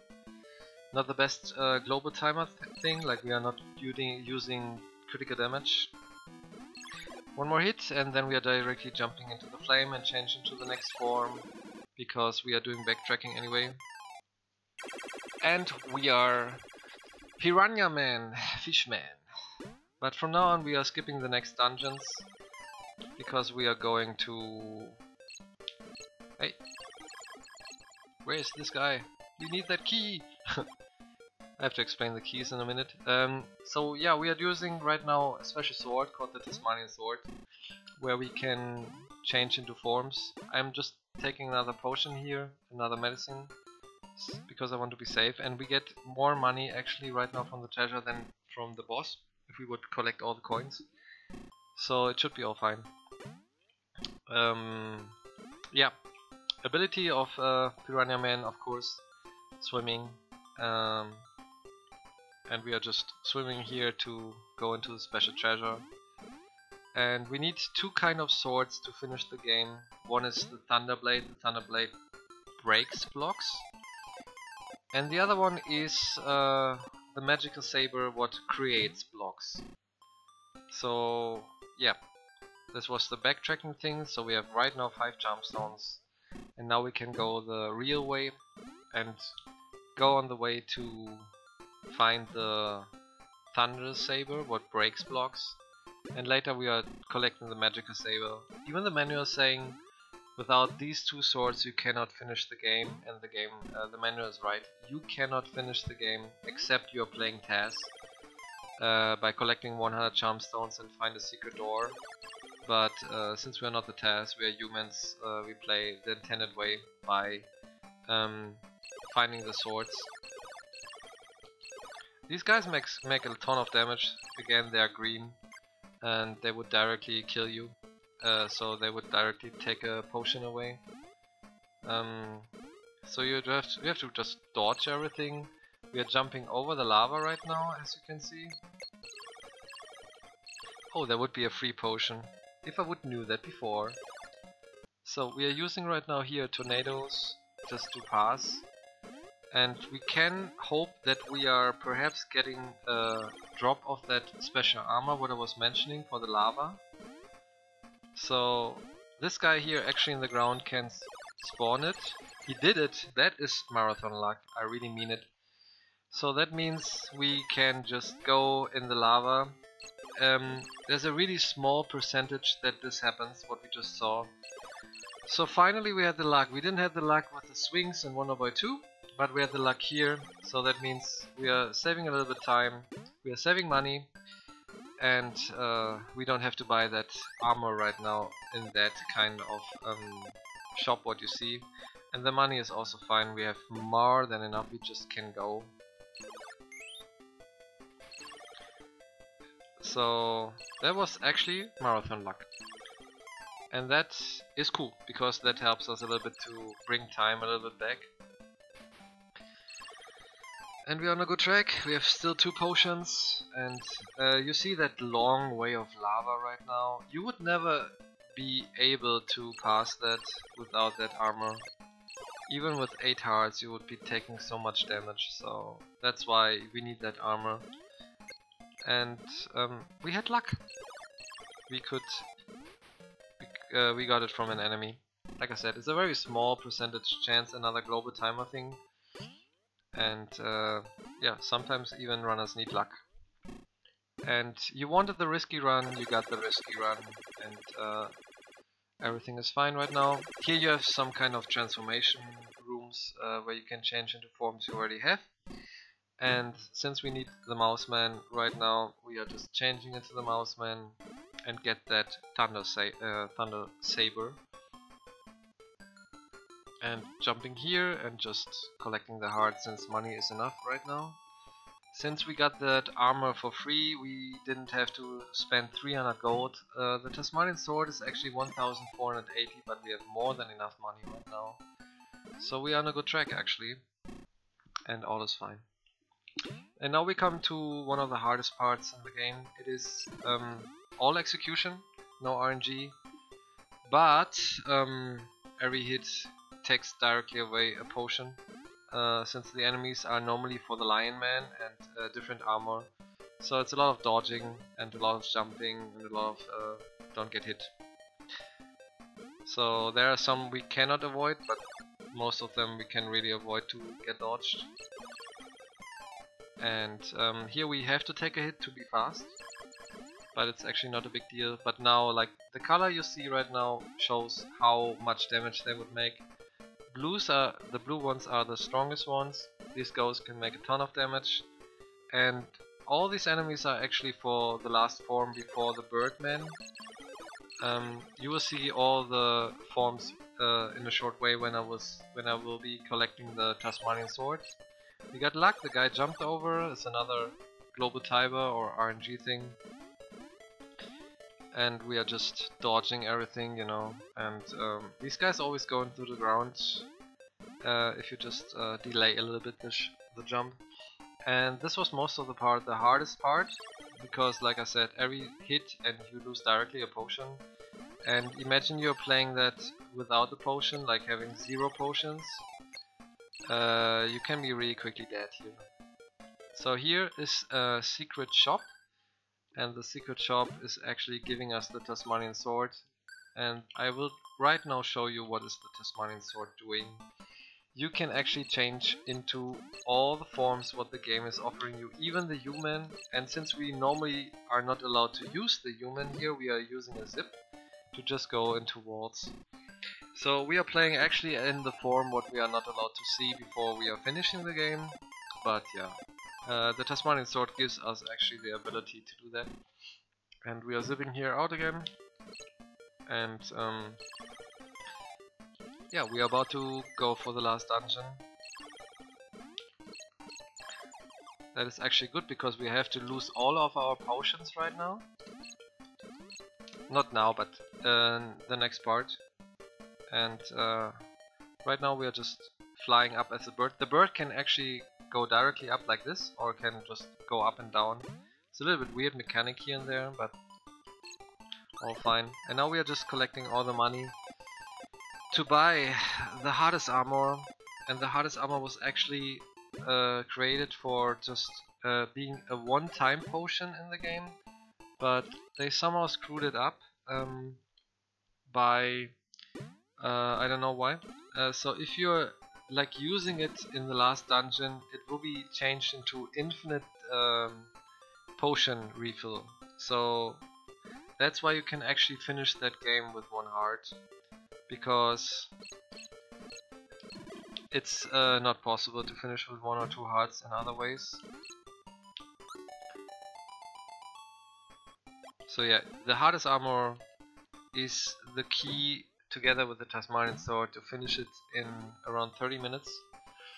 My world record in this game, any percent, is 28 minutes and 54 seconds. And yeah, we are right now flying into the Ort's castle to collect the legendary sword. And with the legendary sword we have the overpowered weapon. And what I was just mentioning before with the keys, we needed that key for which reason? Because every key is functioning for every door. So even when the key what we just collected before was actually mentioned to be for a different door, we can actually use every key for every door in that game. So we are just using keys for different doors what are normally not intended to be. But since the game mechanics are like that, we are of course using that kind of advantage to use keys what are not mentioned for that for a different door. Here is the room where we fought that mecha dragon. Here we get the legendary sword what we lost. We could actually also in that dungeon collect the legendary armor, but since we are having that infinite potion with the hardest armor, we don't need that. And now we use another wonderful death warp to go out here. We're just collecting that key right now for the last dungeon. And here we have the death warp. We don't even need a potion anymore, so we don't need right now a potion. Hopefully we don't get it. And we are about to fly into the last dungeon of that game before we go into Wonder Boy 3, Monster Lair, the arcade port. Another Wonder Boy 3, what is completely different, side scroller thing. Finishing up, starting the Genesis games right now, after that. Here's now the room where we need the 2 sabers. The one for creating blocks and the one for destroying blocks. And we are using here the hardest armor. And like I said, only possible to beat that game collecting these 2 swords, because without that you would never find that exit here to that last dungeon and last castle. We skipped 2 castles and 2 dungeons. The dungeon for the fishman and the dungeon for the lion man, to just directly go into the last boss fight. There's another category for that game called all bosses %. In that case you are not allowed to use the Tasmanian sword, and you just have to finish all bosses. And like I already mentioned, that bird can really go up or not go up, it depends how he wants. It's not well programmed actually, but it's like it is. And with the Tasmanian sword we are always changing into forms what are normally had been used in that kind of room, but we are using that of course right now with the Tasmanian sword. So this is kind of the speedrun of this game actually in any %.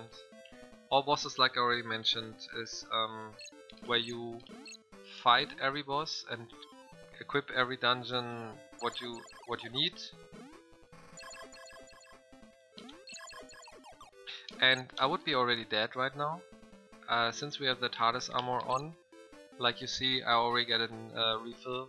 So, like I said, the hardest armor glitch, I don't know if it's intended, is the only way actually really to beat this game. They fixed it in the remake by that the hardest armor is actually only one potion, but here you have infinite potions, and a lot of instant kills would be happening.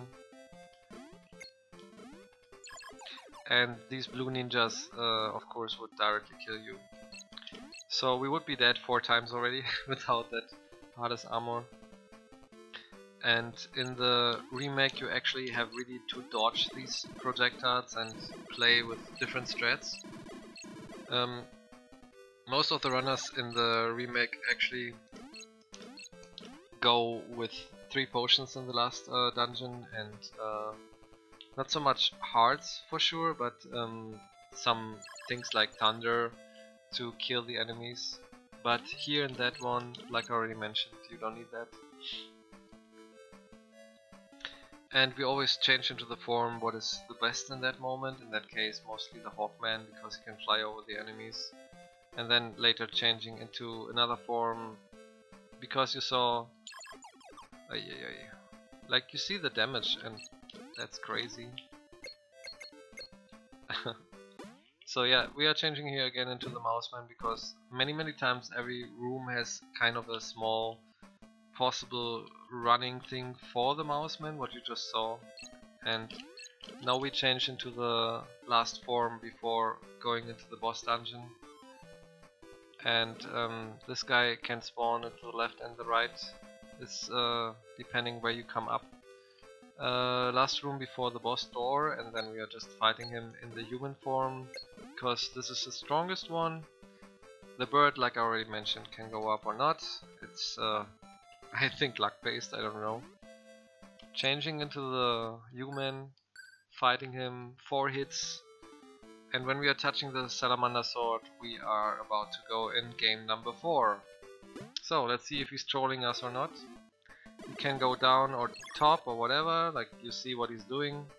He can shoot whenever he wants, that was a trolling. That is a trolling, like he can stay forever in the top. Or just come. He can directly spawn, he didn't do that. Like this is kind of how time get lost against this last boss fight. 1 more hit and he's dead. He always spawned in the wrong place and he's dead. Very easy, very quickly as a human. Touching the salamander sword, and we are about to start Wonderboy 3 Monster Liar and start the Genesis games. 3 of them before we did everything. So, Wonderboy 3 Monster Liar, we play beginner with all the credits. And now we are just playing a side-scroller. This side scroller has the mechanic of Wonderboy 1 again a little bit, like you have to collect fruits to bring your health bar up. You also collect weapons, what are disappearing. We play on beginner because yeah, it's actually there's no reason in the moment to play it on a harder difficulty, so I learned just the beginner route. And there was actually only 1 run on the leaderboards. And yeah, there are like 2 parts. The one part is just to force the game by going to the right side, and this is an auto-scroller. And we always want to have the right weapon. And I would just right now collect all the weapons. You have I think 5 different weapons, and we want the overpowered one. Even if you would die here right now, you would be not losing any time. Why would you not lose any time? Because yeah, the auto-scroller would always continue. So now I take an instant death, and here is the overpowered weapon to make a quick kill. And this guy is dead. Why do we take damage there or we lose life? Because the HP goes down every time. So sometimes it's kind of a death warp thing. If you're going with that death, you actually bring your HP down, what makes that game faster.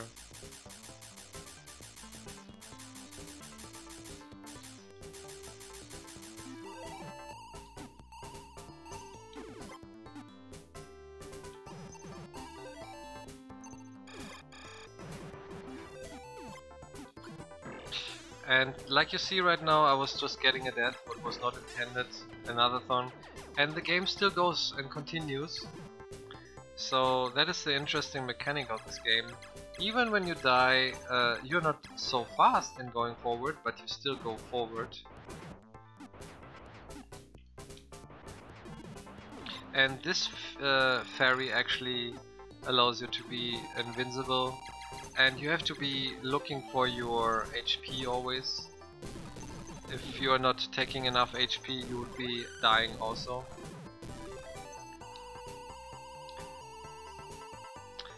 And we try to get another time the overpowered weapon. I don't actually know if I have the chance this time, since the pattern changed because of things I did. I don't know, sometimes it changes. We will try to get another time the overpowered weapon.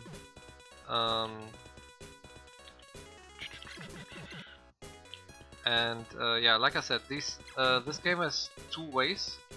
First way is forcing the game to go forward, and the other one is just here, just flying around and get the weapon. Let's see what kind of weapon he's giving us. Oh, the overpowered, nice. That was luck, because it was not the way normally I play this, because all the weapons what came had been different, but this is how quickly this boss is dead with that weapon. So there's only one time this overpowered weapon comes in a different way, and we had luck because I didn't know the pattern, that it actually spawned in the right time. Yeah, so that's why we made all the credits and all the continues, so we are safe. So this is kind of a relaxing run right now, because not so many things can go wrong actually, except yeah, that we are just losing a little bit time, but not so much actually.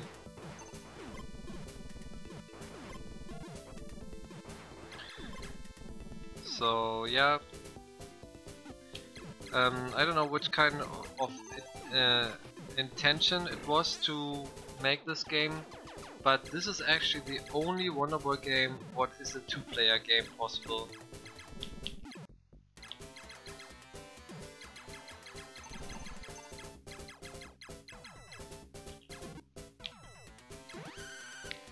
So now we are invincible again.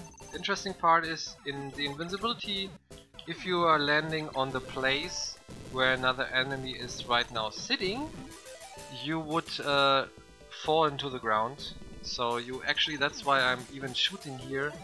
If I would not shoot and land on the place where another enemy is sitting already, I would fall into the ground and lose my invincibility.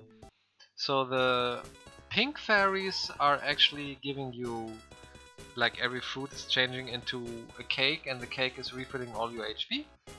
And the green fairy is actually always making you invincible most of the time for the rest of the level. And now we are just having a lot of enemies here, and we wait until the end to kill some of the guys to get this weapon what you just saw. This is the quick kill weapon in this way, and let's see, we get it right now. I don't think so.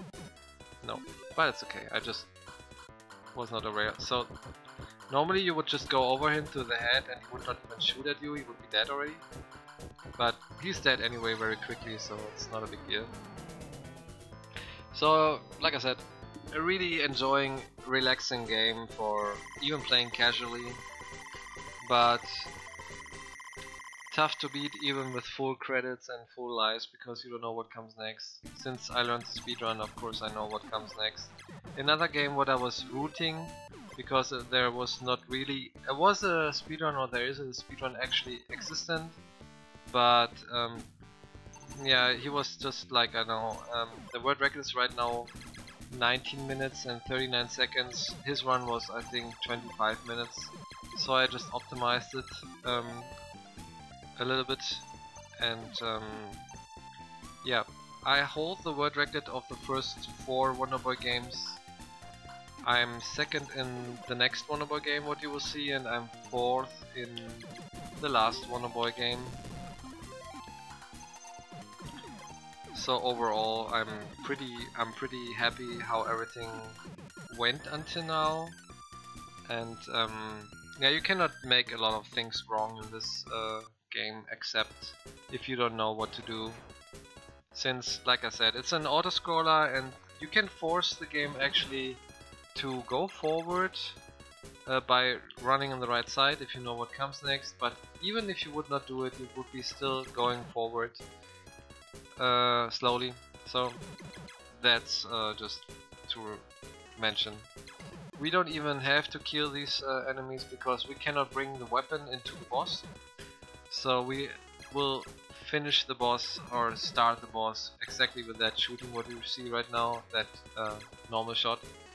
Since the way between the last time you collect the weapon and the boss appearing is too long. So here's Mrs. B, first in the cocoon with a lot of bees, and then we just have to bring Mrs. B out of the cocoon.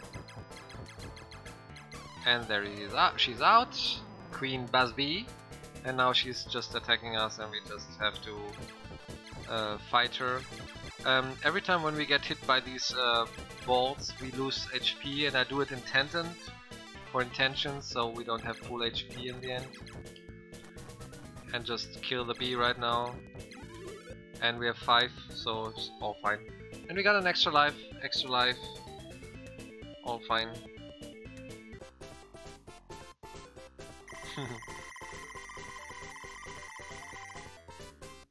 So Pokemon was just stealing something from this game, we want to say.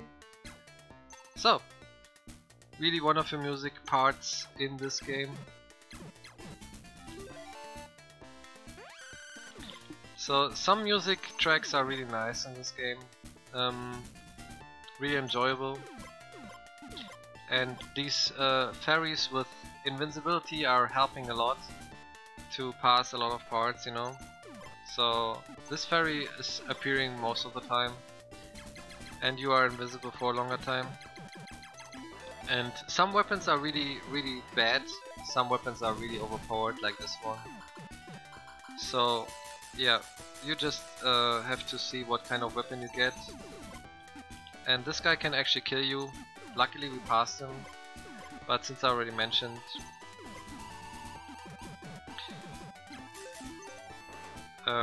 even when you're losing lives, you're not losing so much time.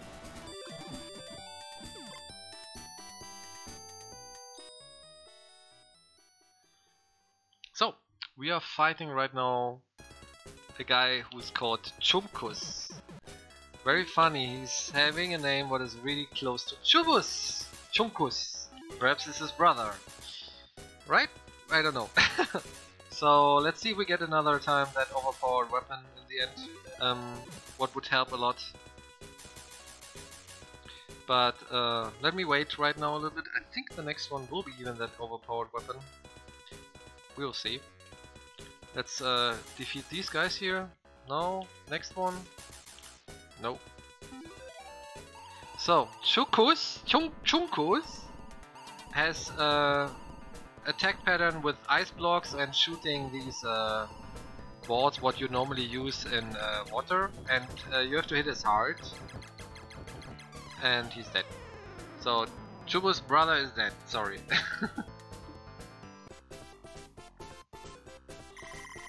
Yeah, the Genesis version is actually better than the Master System version, but nothing comes close to the arcade versions always. Like, most of the arcade games always have the best graphic. And now here comes actually one of the hardest levels, because you have to know exactly the pattern.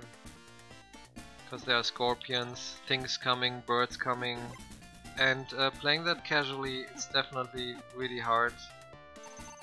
You have to know what to do. If not, you get hit, like you saw. And yeah, if you kill these guys, actually they are spawning bots. So we are here and here and here, and these birds are coming in the front or in the back. Let's spawn them in the top, and we have these cactus guys. And we are losing lives, it's not a big deal. We are still having enough lives, I just want to say, but we have to be still careful to not lose everything.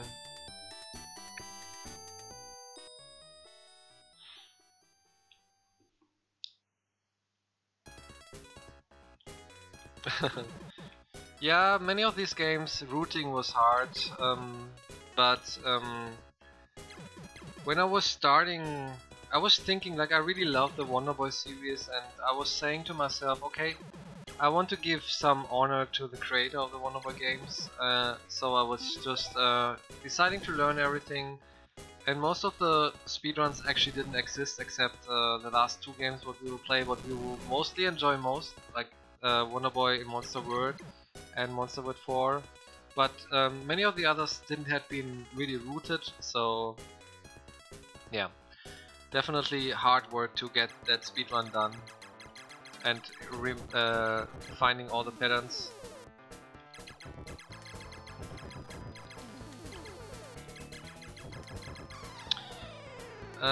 There's an arcade version for this one, yeah, that's correct.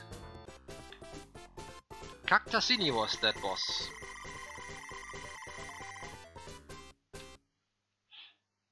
So, we go to Slots Room. Slots Room is a really interesting boss, because it's an RNG thing with that guy, and you will see why. So, the problem about this boss is, wow, worst weapon ever, this rotation shield here. The problem about this boss is that randomly, every time when you kill these guys, they're dropping these balls. What brings in the jumping animation. So the problem about this boss is actually that he has he's a slot room, so it means he is like kind of slot machine. He can you can only attack him when he's giving you a heart, like he has 3 slots like a slot machine has always, and you can only attack his heart when he's showing off a heart. So he has 3 things what he can spawn. He can spawn a heart in one of the slots. He can spawn something what is attacking you, and he can spawn candy.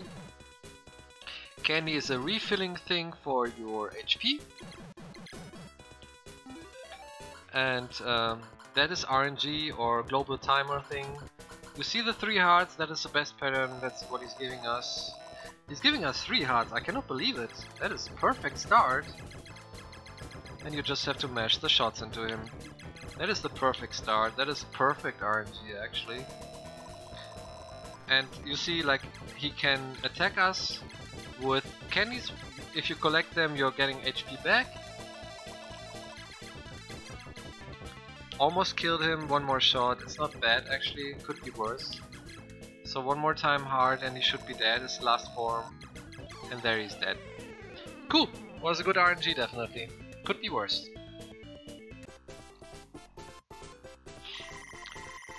I don't even know it's RNG.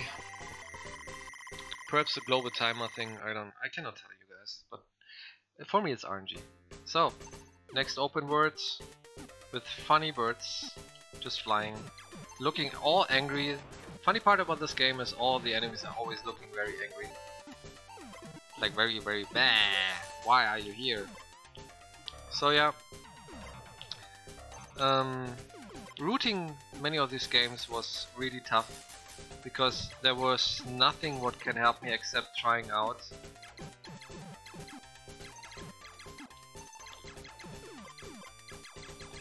And yeah, this is the only co-op game what exists in the Wonder Boy series.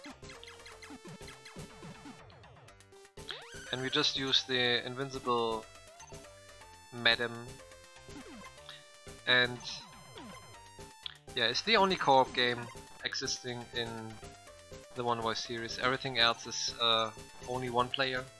Here you can actually play with another character together. If you are familiar with the R-Type series, there's also a game called R-Type Leo for the arcade only, what is also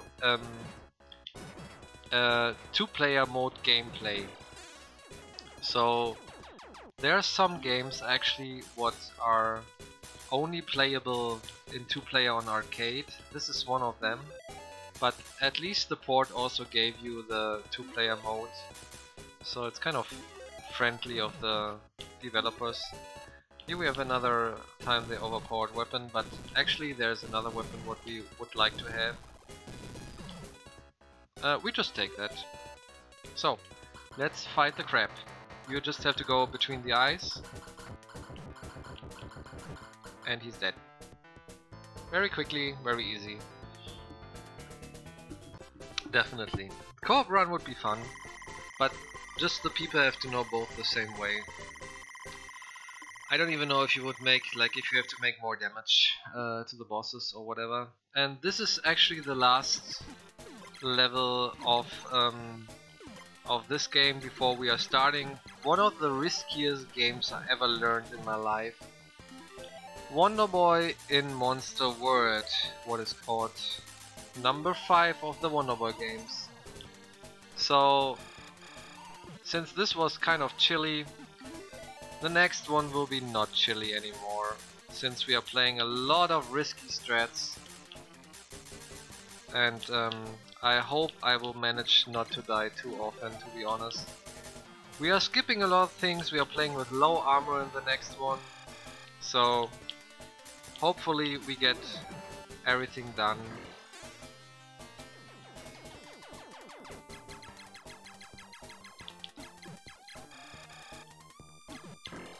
So, just dying here and there, it's okay, can happen.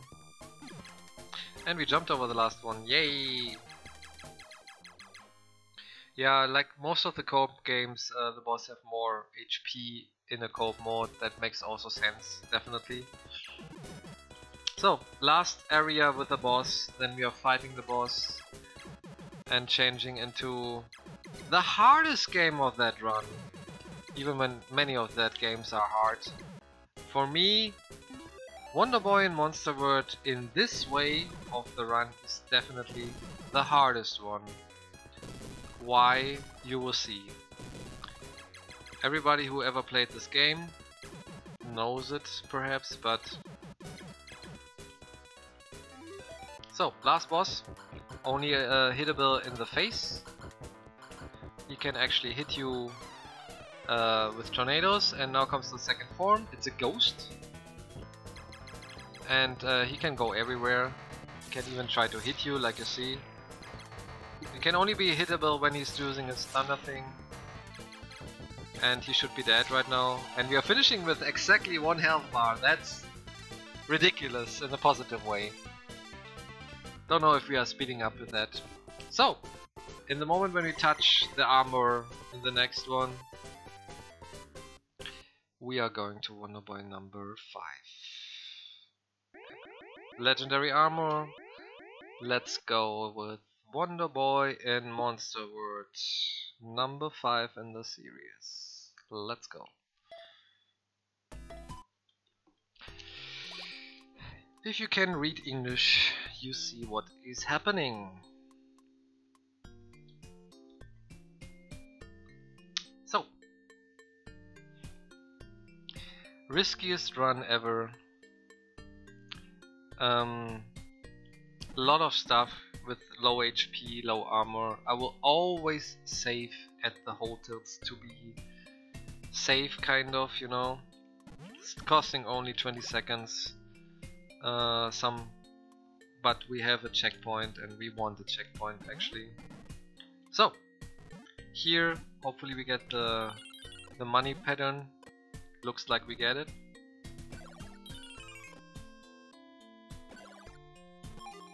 We'll see if we get it.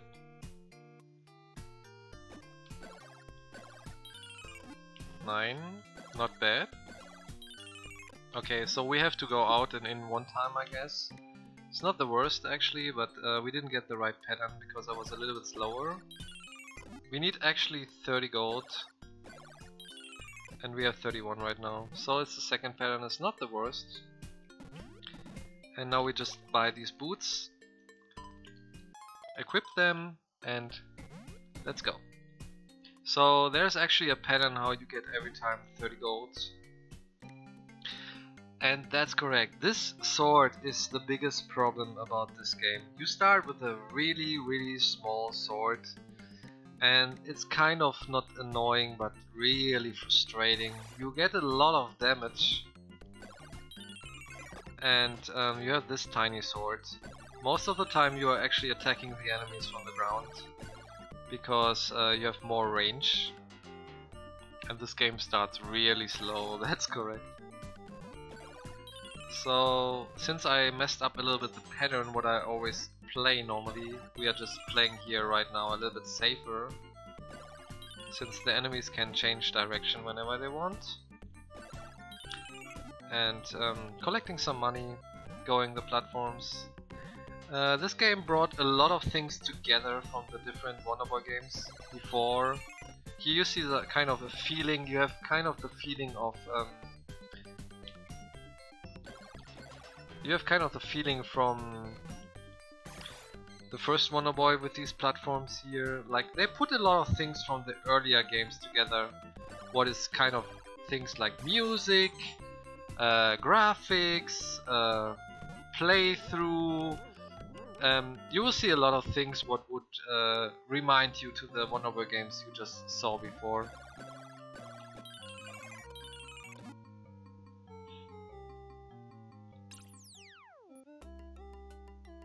Yeah, I don't understand what you mean.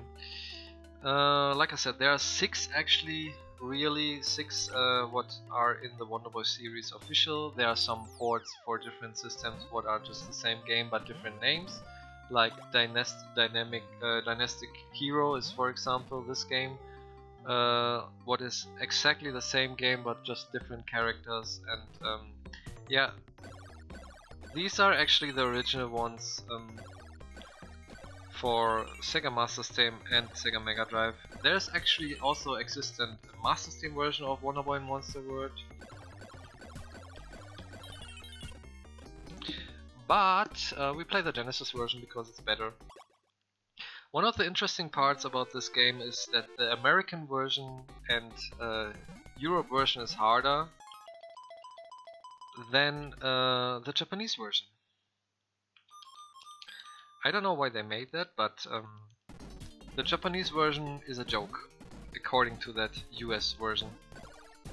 Because less damage, really funny boss, really easy. The last boss, the end boss. This boss here, the last boss, is really hard, according to Japanese one.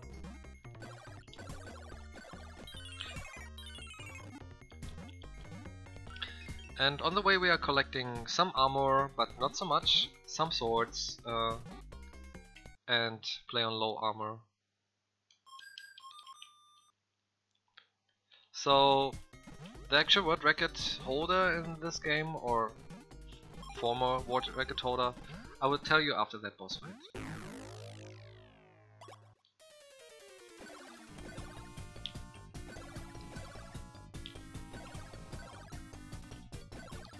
Very quickly, very easy, all fine, we are cool.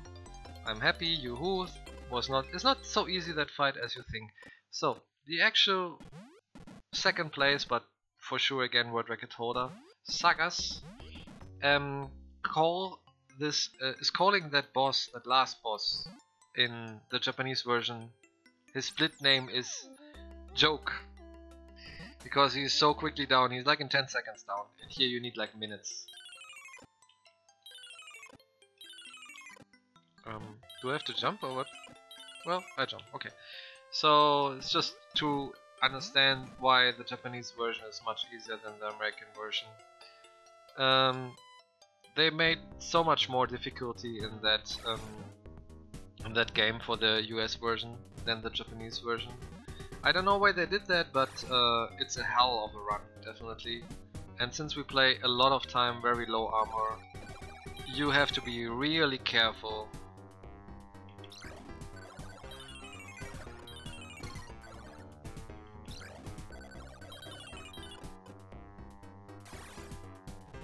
Here we have another thing, the cave, and yeah, you have to be careful about every enemy.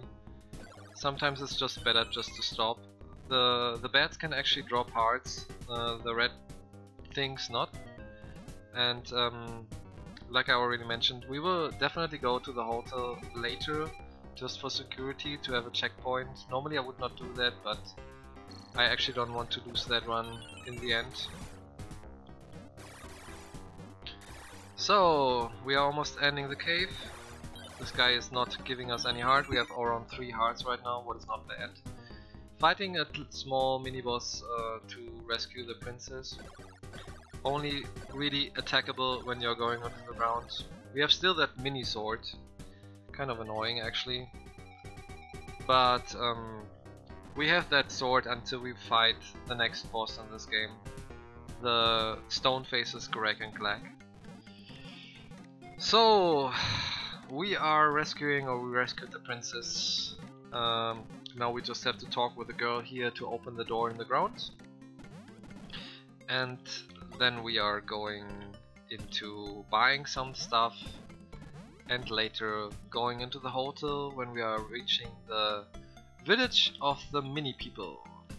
The lily pad is called that kind of city or town, let's say town.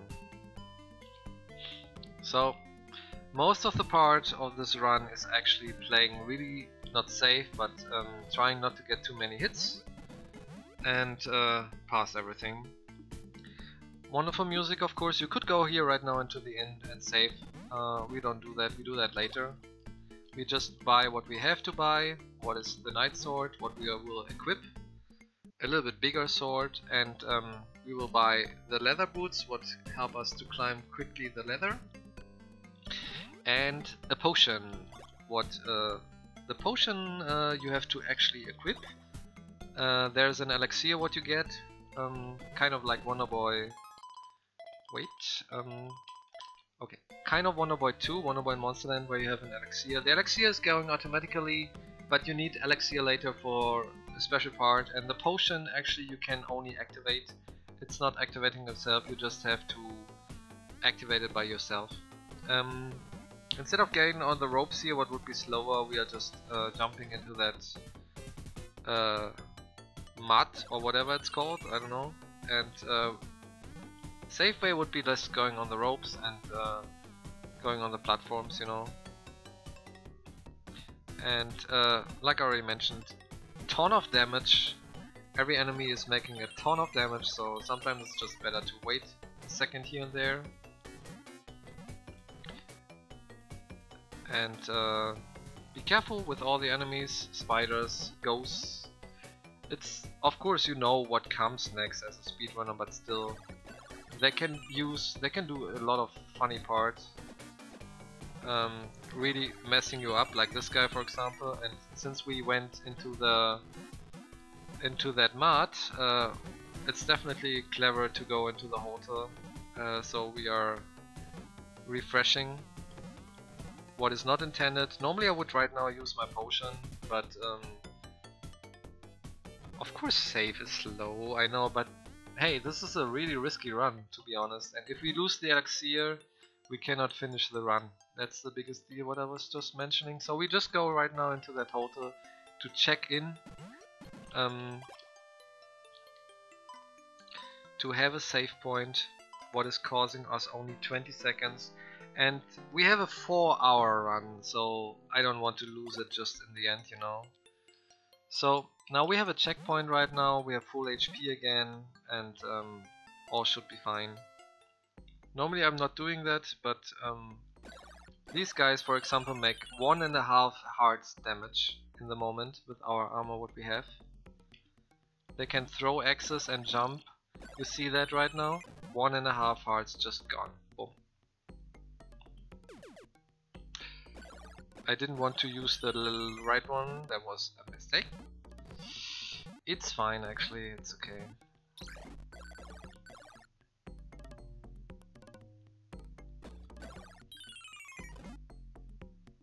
The longest one is once of it for what is called the sixth one, the next one. It's definitely the longest one.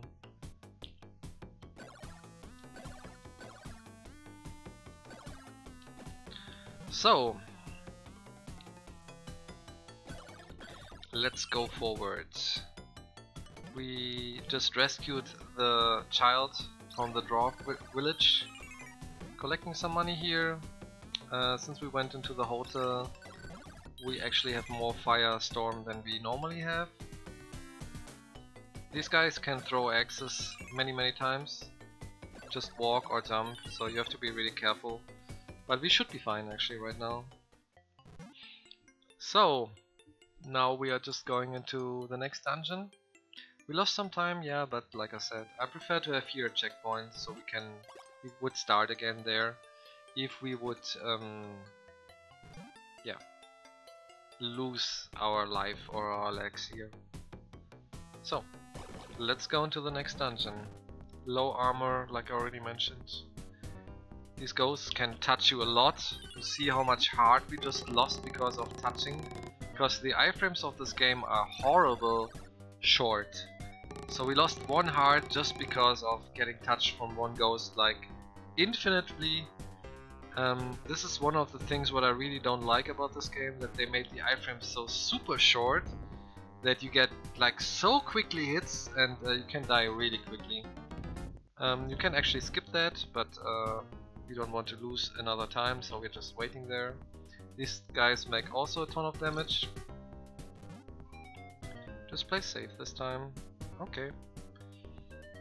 Like I mentioned, they make 2 hearts damage.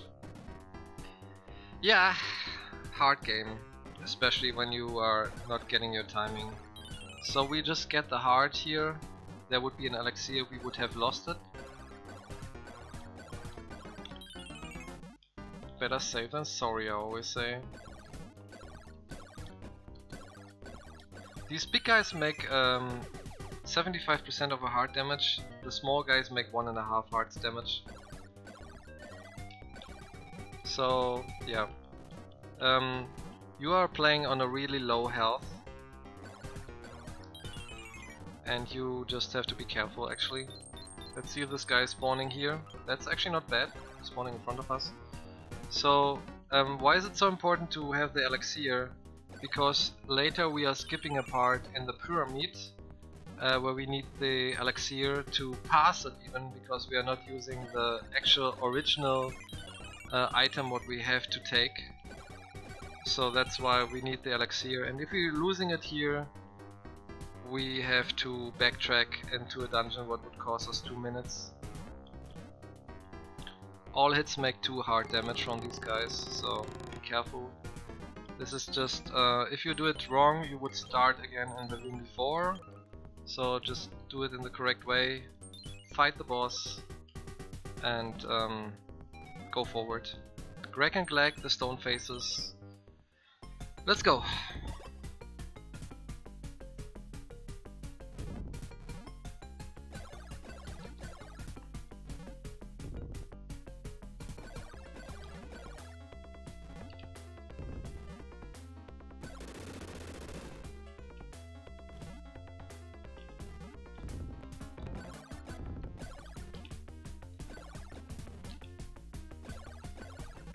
Okay, I was quiet because looks so easy, that fight is not easy.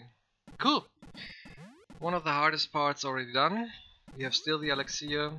All cool, all fine. Greg and Glag can throw the small stones and the big stones in a different way. They can even make a bouncing thing. And I'm really glad that it went well. And I didn't get any hits, so we can avoid actually now to go into the next hotel. We just say hello, but we don't go inside. Still very low armor. We get a little bit better armor right now after saving part, but still we play on really low armor. and we will skip like a thing what would take a lot of time to get some boots. So we just say hello to this girl, but we are not staying overnight. We are just using it as a checkpoint, since there is a magic called return, and with return you can actually go to the last hotel where you said hello or where you spent overnight. And since we said hello to this woman, the next time when we are just getting that, we are actually returning to that hotel wherever we are. And that's like that death warp thing what you saw in Wonderboy 3, that we are just directly going quickly back without any backtracking. And we are using of course a lot of the magic.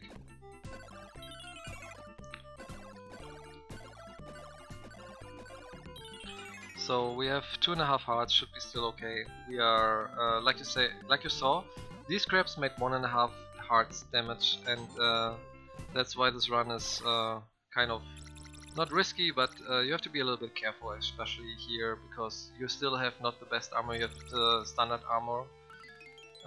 Using a lot of time the magic. Let's see if this guy is here. No, he's away. That's good, because then we have one more magic, what is kind of necessary.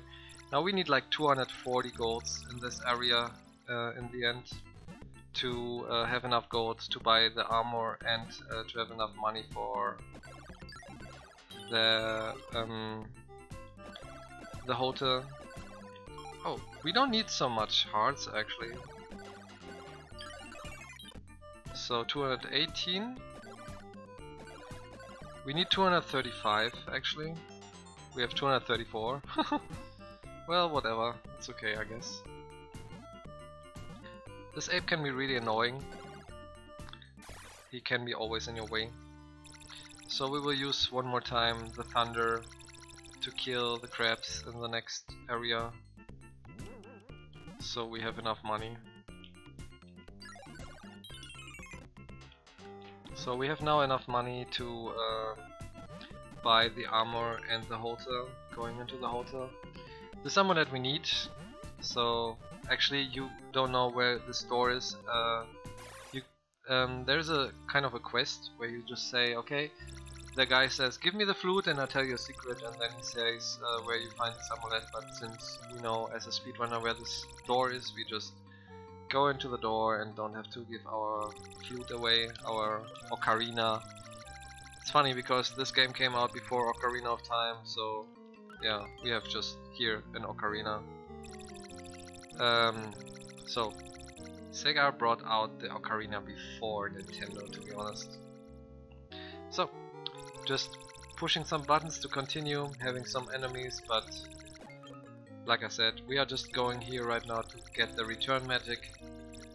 With the return magic you can actually go directly back to the last total. We are just equipping that, and we are just going back to the last total we said hello, and now we are just saving everything, and we are fine.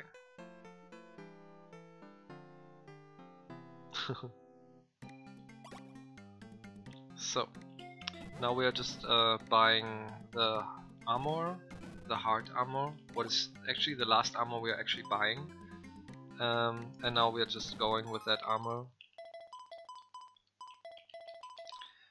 Equipping, every time when you are going into the hotel your magic gets refilled. That's a good part. Like you in Wonderboy 2 you just use them and then they're gone. Here you can equip the magic, and every time when you are going into the hotel you get the refresh of your magic you just collected until now.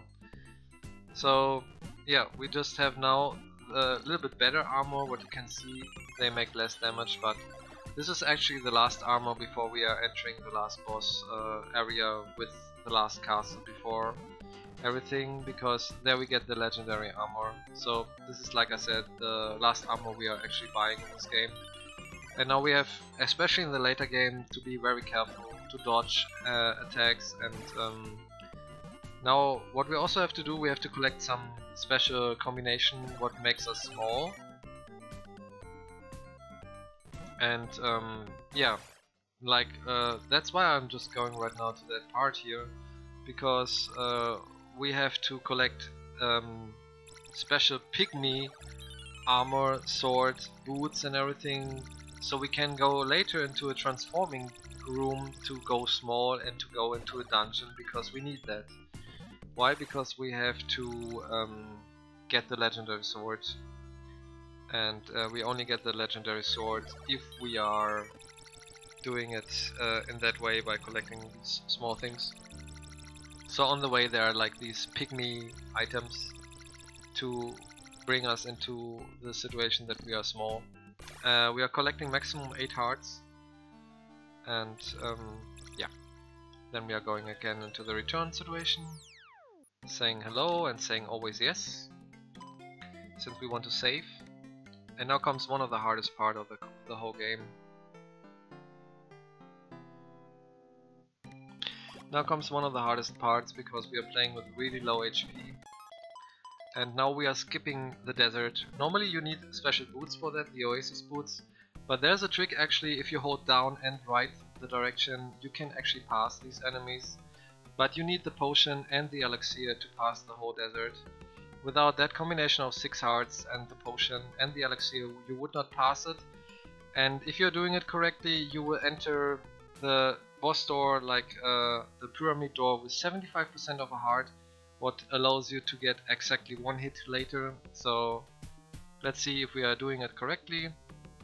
Normally I would have no problem, but you never know. So this was the automatically elixir, and now we are just doing the refreshing potion when we are getting the next screen, and hopefully we are just entering with enough HP.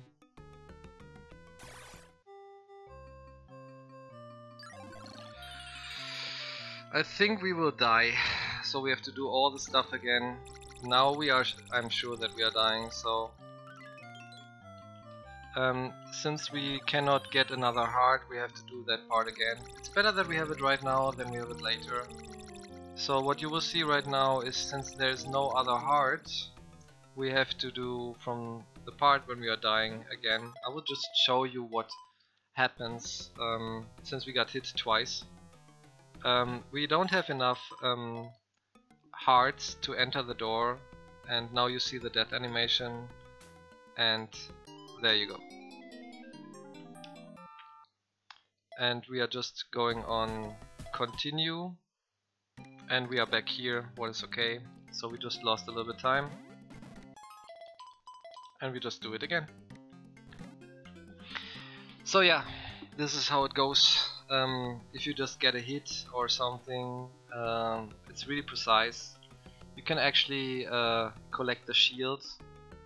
If I don't get that right now, what I want to do, I will collect actually the shield item to block these guys what are shooting at us. But it should be fine, hopefully yet. Like, this is how it goes. Like, you can see how precise this is actually in a speedrun.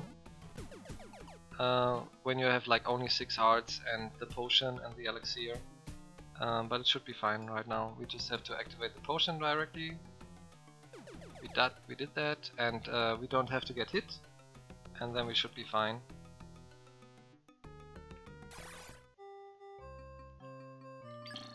Okay, this is still enough.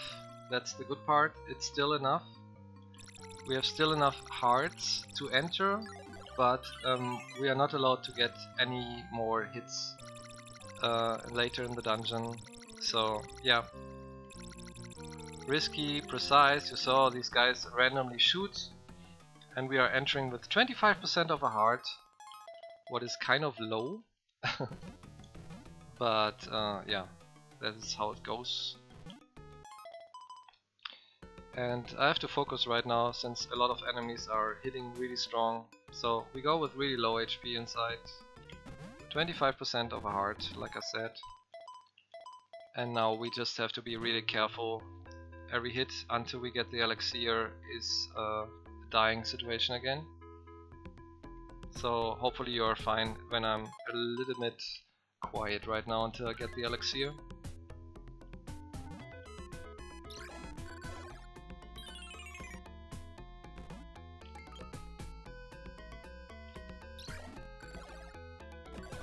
Okay, so now comes the elixir. That's actually cool. Here's the elixir, and now we have like at least one hit in that pyramid for free.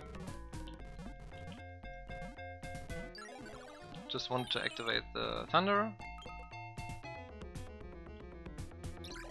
Like these ghosts make a ton of damage. It's like this iframe thing what I just mentioned before.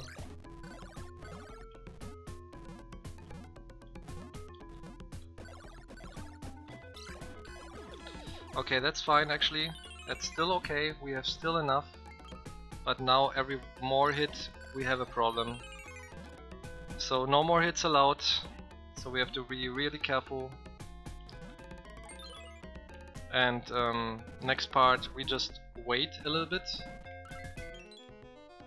And hopefully not get hit. Really risky run like I already mentioned. Equipping the thunder and equipping the quake.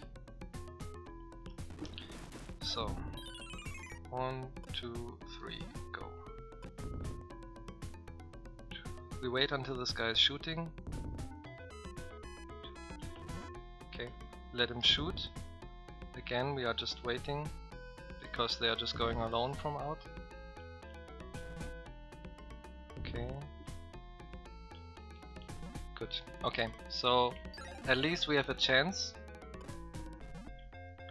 And the next part after that will be also a one-hit kill. But hopefully we are managing to do it. And the Sphinx has questions for us. And we have to answer 4 of 5 questions correctly. And if we do that, all is fine. But yeah. First you have to know the questions. Sphinx had been in Wonderboy 2. Also here in Wonderboy 5. And there's another Sphinx in Wonderboy 6, Monsterboy 4. So, Sphinx says if you're answering correctly, you go into a new word. So, what's the name of the dwarf village? It's called Lily Pads. Next one. What's the name of the queen in the elf village? It's Eleonora. Which of these items is not sold at the Wanderer? It's the trident. We have 3 of 4. What item helped you to travel the Northern Desert? Actually the Oasis Woods, but we don't have them. So yeah. What's the first type of magic? The next one I don't even have to answer correctly, it doesn't matter, because we always pass with 4. And now we go into another really hard part. If I should not get it, please forgive me that I would use then a save state. I just want to hope that I do it, but if I am not doing it, I will use a save state I have, because if not we would have to do the whole backtracking. But I don't want to actually to do that, so wish me luck that we do it correctly, that we are not getting any hit, and that we are passing it. So 25% of a heart. Correct? Ladder. 25% of a heart means every hit in the next area what we are reaching right now is an instant death.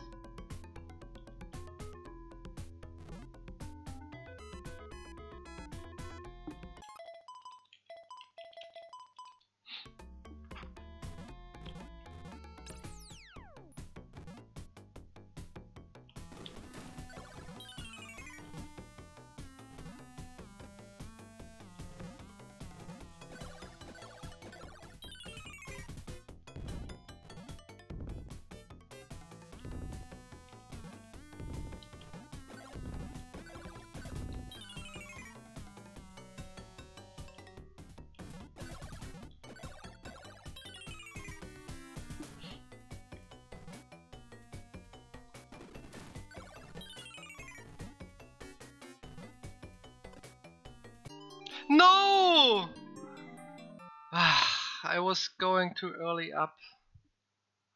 Okay guys, I'm sorry. I don't want to do this all again. I hope you understand. That is the wrong one. You didn't see that. this is the part right now. So I'm really sorry that I have to do that, but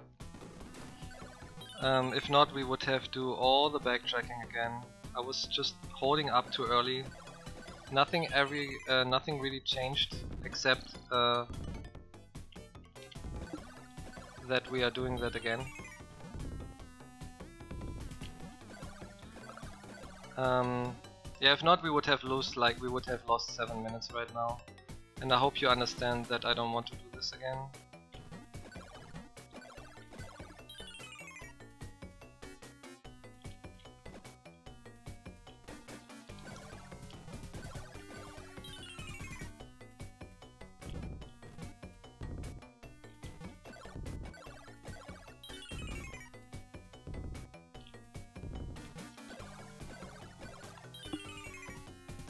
So yeah, I'm sorry that I had to use that. It's Chuba's fault, yeah. So you see how hard this run actually is, this Wonderboy run. And it's fine. You see how hard this run is actually, and that would be actually really a reset for the whole Wonderfecta if I would play it right now. Since I just died, and it would be a backtracking thing. But yeah, let's just pretend that nothing happened and we didn't use a save state. And we continue with the game.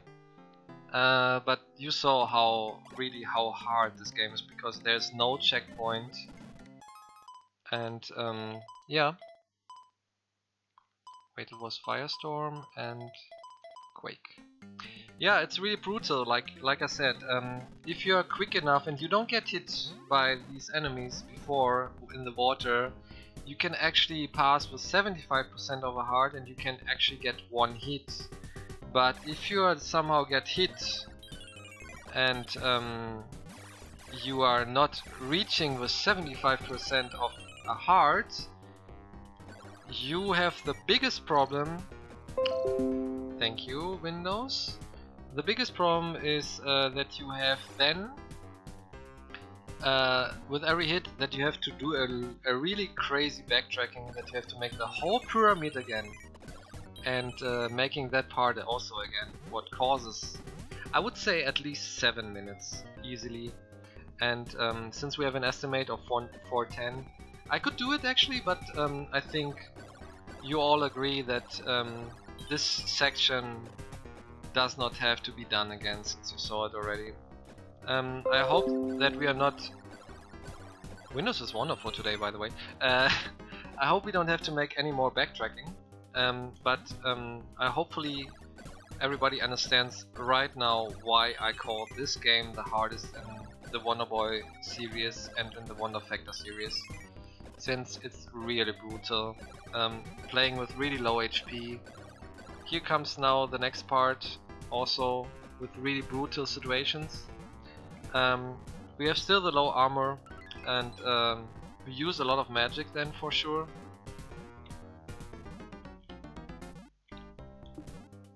And now we have just to reach that to get the Quake. And now we are just changing the trident. I mean, like I said, I could go again the same way, but we would lose 7 minutes and it's even not safe that we are continuing in that case. So let us just go here and hopefully not having any more problems right now. We're waiting. We will use a lot of magic right now here to kill the enemies.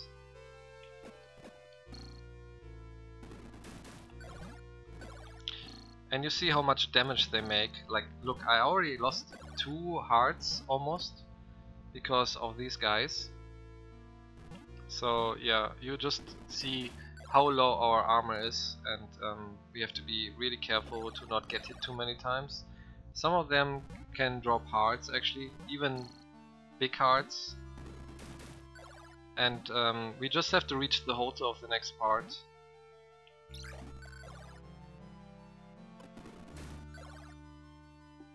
And there are a lot of enemies in that way.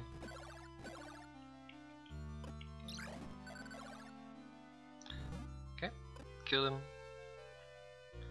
So even that part is really brutal if you don't use any magic, because normally you're just jumping over them or killing them.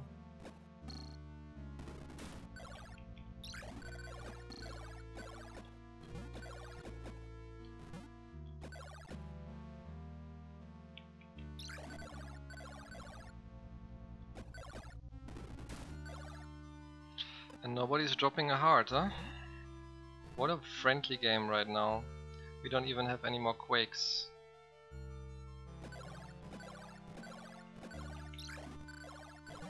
So I have to play really safe.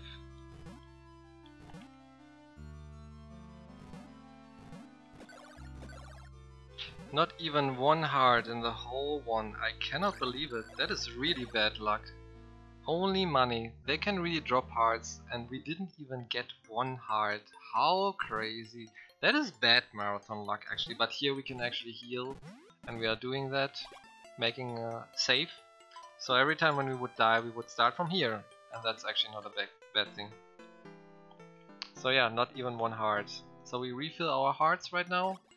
And now we're just equipping again the magic what we just used. Normally we are not doing that, but we have still normally quakes, but well, we are still fine. And now another part where we are just really having a lot of damage from enemies.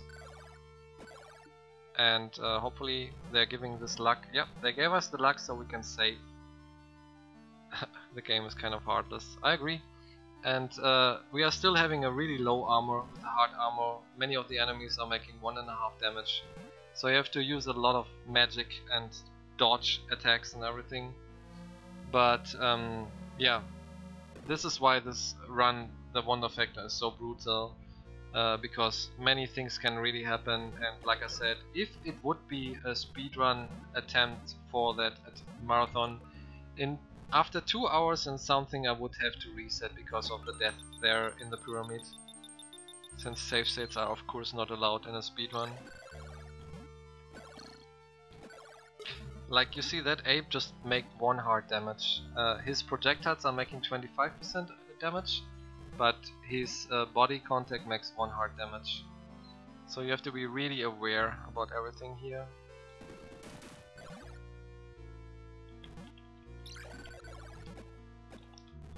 Come down. And yeah, sometimes it's even better to touch the spikes. There's a heart, by the way. He can run, that's okay. So this guy can run or jump. He ran, that's cool. So he gave us the right pattern. Like I already mentioned, big damage everywhere. You have to do this and that in the right time. And really risky run, especially in the end.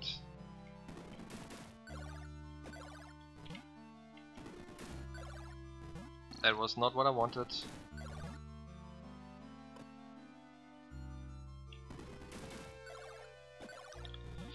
So now we have to play a little bit safe. Why? Because we didn't kill the ape here.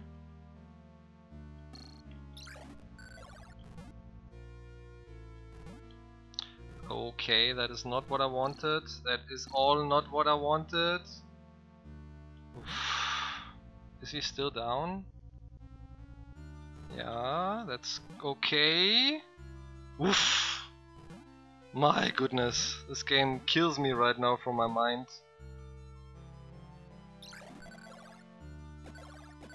We get a big heart from that guy actually, that's cool. But this game right now is destroying my heart because so many enemies what we didn't kill because the magic was not activating in the right time, you know. So this guy now.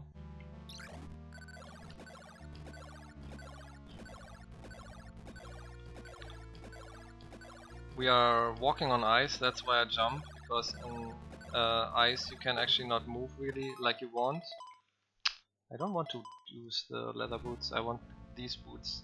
So on ice actually you really want just to jump, because then you can fix your momentum and your movement. Now comes a really hard jump. Hopefully we get it.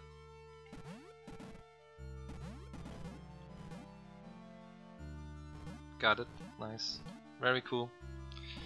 Looks easier than it is, I swear. Looks really easier than it is. We are attacking this guy not with a firestorm, so we have still 2. And we got him before he touched us. Every hit of these big monsters would have 1.5 heart. But most of the time the run should be safe. Now we get the elixir back here from this guy. So we are actually right now in a good way of playing this game. Imagine I would have to start all the run again just because of dying there in the pyramid. That means you would have run this game for 2 hours or 2.5 hours and then just start everything again. Really brutal run, but I wanted to give everybody and show everybody the love what I have to Wonder Boy, and that's why I was submitting that game collection. But yeah, it's definitely one of the toughest runs I ever learned, and I learned a lot of speedruns, 15 so far, and these 6 games are definitely kind of a hell for a speedrun, and I hope you enjoy that 6 games until now. And we are fighting right now the Ice Bomber, and then we go into the dungeon as a mini Wonder Boy. So, Ice Bomber next. We are attacking him with the Firestorm first, and then we are just attacking him with power.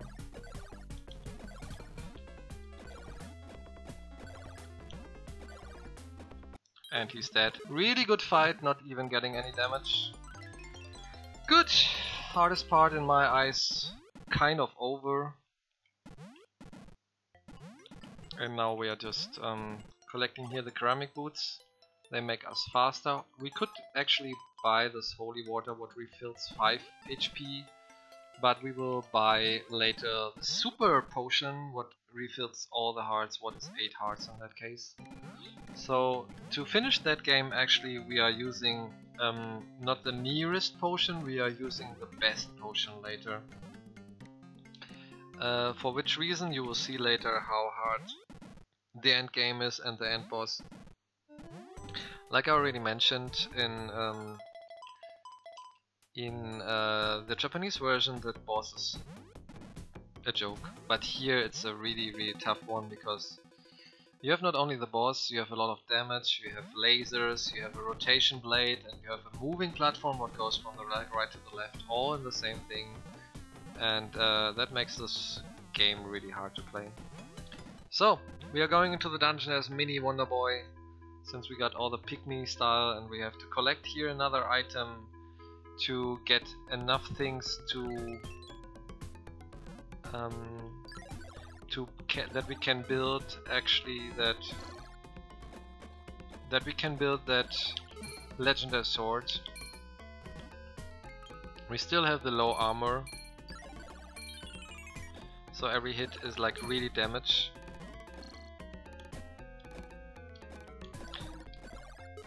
But interesting part here, if you are just touching the lava, it's better than actually using the platforms. And all should be fine. Some of the enemies are making low damage, some of them are making high damage. These guys can walk or shoot. Since your range is really small, sometimes you cannot even touch them. That's the worst part about this mini Wonder Boy. You have a mini sword, and the hitbox is kind of weird of this game. But all is fine until now. No problems. We can actually use here the thunder. Can you just go? Thank you. Even if we would lose the elixir, it would be not a big deal, because we can get a new elixir and we can get a new refill and everything. So even if we would lose the elixir, we would have not the biggest problem actually. But don't touch them always. So 1.5 hearts, then we get an extra heart here in that dungeon, and then we are getting a refill heart later, or a potion, depends what. Let the snake just come, so we can just jump under. It's just 1 second, it's all fine. Now comes the part where we get the extra heart, and then we are just doing some more button pressing things, and then we are just going to fight the Tyrant Dragon. This guy, the dragon, is kind of annoying. He can walk, he can jump, he can shoot fire. You will see that actually then. And here's the last button before we go almost to the end boss. And like I said, normally you have to use these platforms, but we are we are just using the lava. Why? Because yeah, lava. Lava is less hurting you than other games, I would say, like Wonderboy 3, the Dragon's Trap, for example. You get a lot of damage when you're using when you're running into lava. But here is like really small amount of damage. Here we get a refill of the heart. First have to press a button, hopefully killing that guy, nice. And all the thunders are gone, it's cool. And now we are just killing these snakes on the way and get the refill heart and fight that dragon called Tyrone Dragon, I think is his name. And here's the boss door coming, and we fight that guy. Let's go. And then we are about to enter the last dungeon in that game. The Tyrant Dragon. You can shoot high, you can shoot low, you can stay. We have a really small range. We use double power. And yeah, he can jump, like I said, just wait. He can do a lot of stuff. And the best pattern is of course just that he stays and does nothing. So we got all the items for getting the legendary sword. And now we just produce the legendary sword and go to the last dungeon. We skipped a lot of the game here and there. Like there's actually a water dungeon kind of where you collect things. But we skipped all that. Now we are just talking with that guy so he can make finally out for us the legendary sword, what is kind of important. And now we talk with the Elder Dragon earlier than we had to normally. We get even the small help, what normally you get before, but this time we get like this small helper here, but it's just an automatic cutscene. Since when you talk with that guy twice, you get that helper. But this all actually was for the dungeon, but we already beat the dungeon without him. And now we are just buying that super potion, what I was mentioning, since the super potion can give you a refill of all 8 hearts or all hearts you have. And now we are just going into the final castle and the final dungeon after that with the boss rush. Before we are entering Wonderboy number 6, Monster with 4. In the speedrun actually you would return to that hotel what we are going right now, because you are not using the hotel in the ice part. Since we used the ice part hotel, we have to walk here to that part. So we saved it and hopefully we will finish it. Now we equip everything what we need. What is the legendary sword and the quakes. And we are off to the last castle with a boss and then a boss rush and the last boss before Monster with 4. So,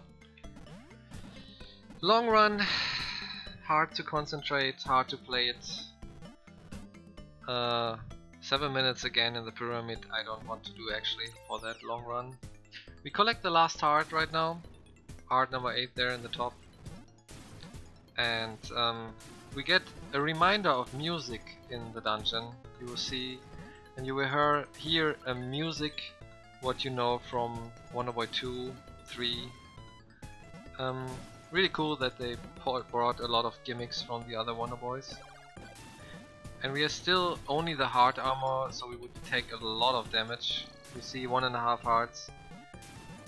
But there is actually a refill heart here in that dungeon, so no worries. And now we have the music and kind of a labyrinth. When the bats are dropping a heart, actually is the best. So you just have to know which way you have to go, you know? And this is kind of a remixed version of the theme of the dungeons in Wonderboy 2 and Wonderboy 3, what I was mentioning. And it gives you kind of a feeling like you're about to finish the game. Good luck. And really nice music, definitely. And like I said, this Wonderboy 5 put a lot of combination of the old games together. So you have a feeling like you play all the games what you played before.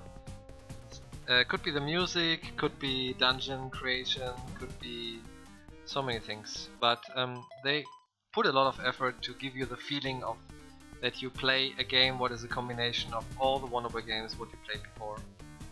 What we played already before, what you saw before.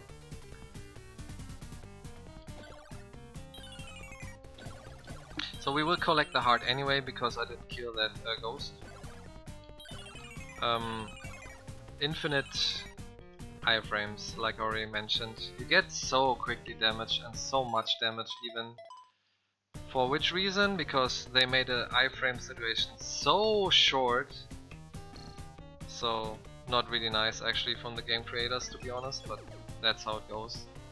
Here's the legendary armor finally. And now we are just collecting the legendary shields. Going into that. Game wants to confuse you that you don't know where to go. And now we are just using the Quake because this is in a really annoying room with these guys. They already cost us that we had to use a safe state. You know, these guys can shoot things. Now we are equipping actually the legend armor and the legend shields. We are killing these guys here. And we are going to some mini bosses before we fight the boss of that castle. A really hard boss, hopefully I don't take too much damage so we are not using the elixir. So, mini boss number 1, 2 and then the boss.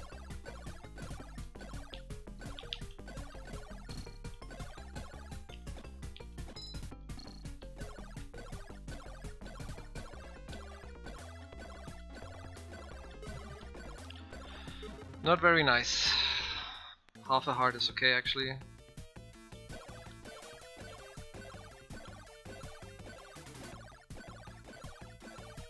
Oh, we take that.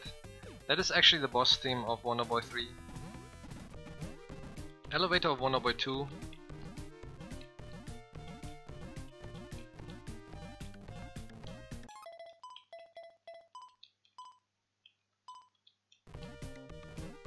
And we go to the boss of the castle. Wish me luck.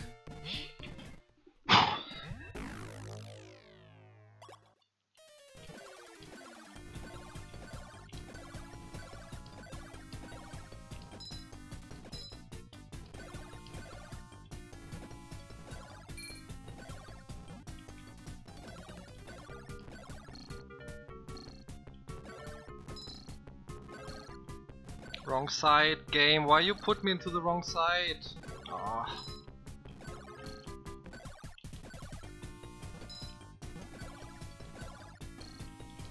One more hit. Let's go. All fine. Whew. He put me into the wrong side. So that was really hard. Because normally you are staying in the left and you are hitting to the right. But since these iframe thing are so weird in this game, he put me into the wrong side and I had to play like I never played. Really not. Like I played like that, but not. It's not intended how I played. But all fine, we have still enough hearts. And now we go to the boss rush and to the last boss. We still have the high potion, the elixir, and we will have all the hearts in the end. So it should be actually enough. You never should say that since you can jinx your run. But I think we should finish that game actually and go to Monster Wood 4 after that. So now you get the music from Wonderboy 3 Monster Lair, the final boss music. Like I said, they mixed so many things from the Wonderboys before. The elevator, the music, everything was like just completely mixed. And now we're just going into a boss rush. These guys actually always give you hearts if you need that. We have to enter the last boss with 1 heart and something, because you actually lose all your hearts in any case. You have no other choice than just getting damage there. It's like a unskippable cutscene what will come then. So it does not even matter if we have full hearts or not. We just use damage boosts right now everywhere. And like I mentioned, this is actually the music from Wonderboy 3 Monster Lair. What you hear right now, the final boss music, like the stage in the outer space what you were seeing earlier. And the boss rush is just showing all the bosses again what you had to fight before. Now we play the first boss, what is a joke right now with the legendary sword, the Mechanoid. He will be dying directly if we are hitting him. Okay, we hit him. And yeah, 2 more bosses to go before we go to the last boss. There I need another time, big luck. These guys are shooting random up and down, you never know. So yeah, it can be luck that you get hit or not hit. Like I said, we have to finish with 1 heart and something before the last boss, since then the animation is the shortest. So we don't have to think about hearts so much, actually. Using some damage boosters to pass. Here's the dragon, and then comes the ice bomber, and then we are about to end the game. This guy can run, stay, jump. If he's doing nothing, is the best. Interesting part about the last boss what we are fighting, the refights. If you're fighting the ice bomber and you're going too quickly out of the door is still there and you have to fight him again. I don't know if this is a program mistake, but you have to wait until he disappears completely, that the door is actually going away. And we are using the firestorm again to set him up, because he can directly start with enemies, and that's kind of tricky then. So, Ice Bomber using Firestorm and setting it up to just kill him with the legendary sword, and waiting then until he completely disappeared. If you would go right now out, he would be still there, you have to fight him again. So you would just wait until he disappears, and we are around the right amount of HP. Still okay, still okay. Just take for security 1 more heart, all fine. And now we go to the last boss. I will be quiet there, for which reason? Hard boss. Hopefully we will beat him. Really intense fight. And I hope everything went well and everything goes well. Wish me luck and enjoy the fight. Here's the unskippable cutscene, and then you get full hearts and then the fight begins.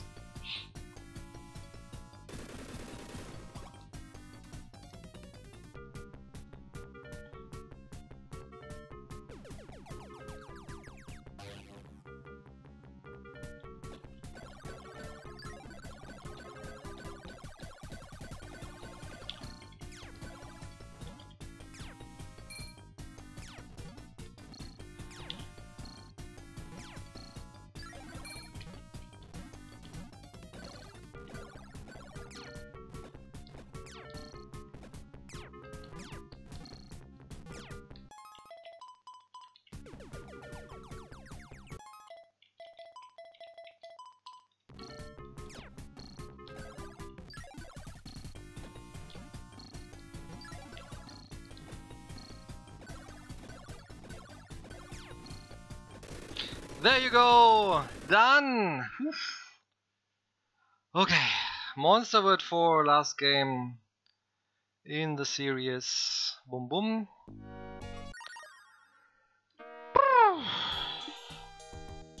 Did it. Not easy, that fight actually. And now we play a game what was only Japanese only release on the Genesis. And there was only a port for the PlayStation with the translation. For that game I had to learn some Japanese, because there's a swings question thing. And yeah, like I said, I had to learn some Japanese for that game. And I'm really happy that we are having finished now already Wonderboy and Monster World. This game is a little bit more secure, but still has some things. But it's definitely a more secure run than Wonderboy and Monster World. The good ability about this game is you have a running function, so you can run. You are playing as Asha.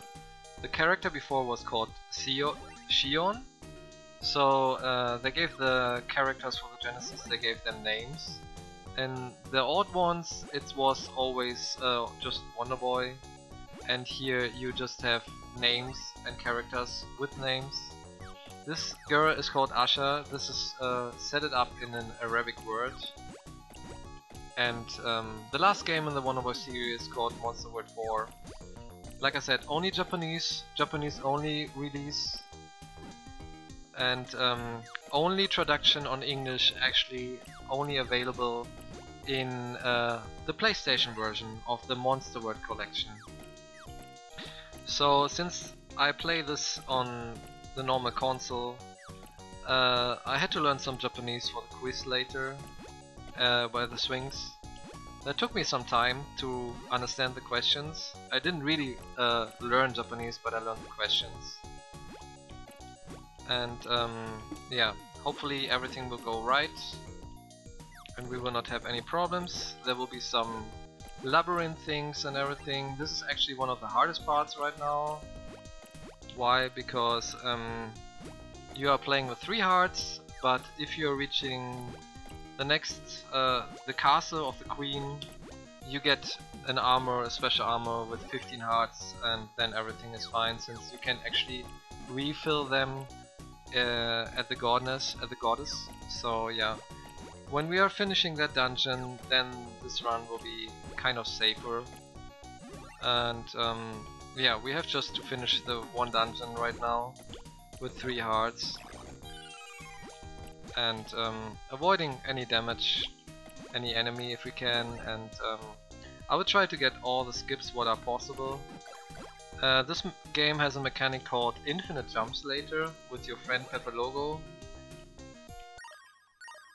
and should be all fine actually. So this is the first dungeon, the Tower of Silence. We have to beat that with 3 hearts. And then we have the security 15 hearts and the overpowered weapon, the overpowered sword. So yeah, this is actually one of the hardest parts really of not having so much hearts, but at least you get a heart refill from some enemies, so all is fine.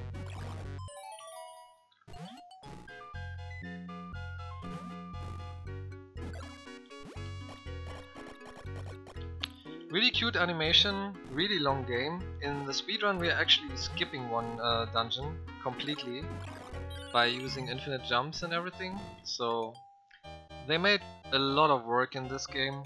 Like I said, unluckily only Japanese only released in 1994 in the time when it came out. People had to wait for a long time until they could play it on English in the PlayStation collection called the Monster World collection. There they make the traduction on English, so if you want to play this game actually on English, you have to buy the Monster World collection for, I think it was the PlayStation. I'm not sure it was also on others. I think it was also on Xbox and things like that, but you have to play it on the collection. So I made a mistake because I was running forward instead of just hitting him, but it's just some seconds here. So, getting the dungeon forward. Kind of interesting music. Sometimes you have the feeling it's an Arabic music. And yeah, just finishing the dungeon like I said, going step by step forward. As far as we go into the game, I will explain what we are doing right now here and there. Now it's just killing every enemy, here killing every enemy to get platforms, and then we try the first skip of the game. The first skip of the game is actually the key skip, where we just try to get the key without getting around. It's not a big time loss if it would happen. And this guy hit me. These guys can drop hearts, or these guys can drop gold. There's actually a pattern what you just have to do, and we just hope that we get a heart. I mean, even the 2 hearts is fine, but I actually would like to have a heart here from this guy. No. Okay, that was not fair. We have still 2 hearts, let's see if we get the skip.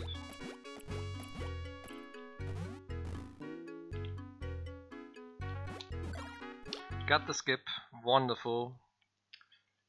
Cool. So, we got the key. Let us just kill that guy, perhaps he drops a heart. Thank you very much. So instead of going to the left and opening everything, we just got the heart by using the enemy to drop up. So, that was the first skip. It's a small skip, but it's a one-time charge. What is it? Chance? Like when this guy is dead, you cannot do it anymore, and then you have to go to the left and do the way around. Here's another small skip, would only save 2 seconds. We're not doing that. Since it's only a one-time chance, and we would go down way, using the enemy to jump up here. In a real speedrun I would do that, of course, like speedrun on time attack. 3, 4, okay. That was super close.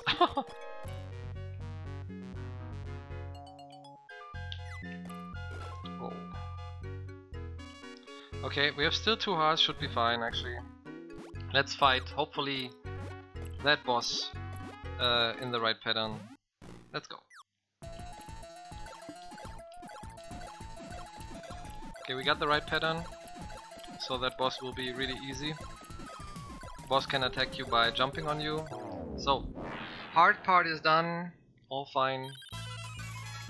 And now we're just collecting our friend who's traveling with us.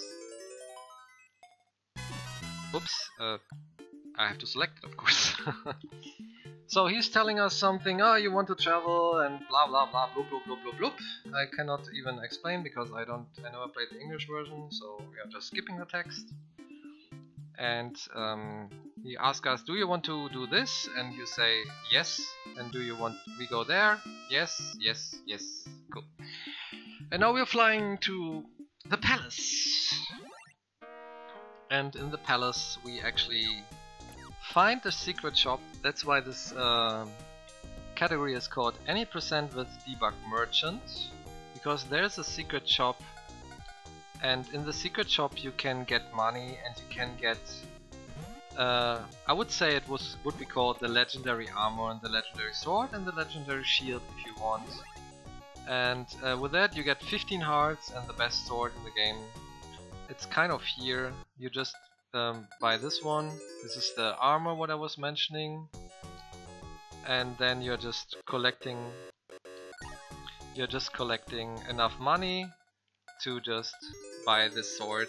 The shield is actually not necessary. And now we have that armor and that sword equipped, what makes this game much easier than if you would play just any %. And now we are just visiting the queen. The queen will tell us, oh, monster world is under attack with monsters, and can you please help us? And then you just say yes, and then you start your quests, you know? This is how the game works.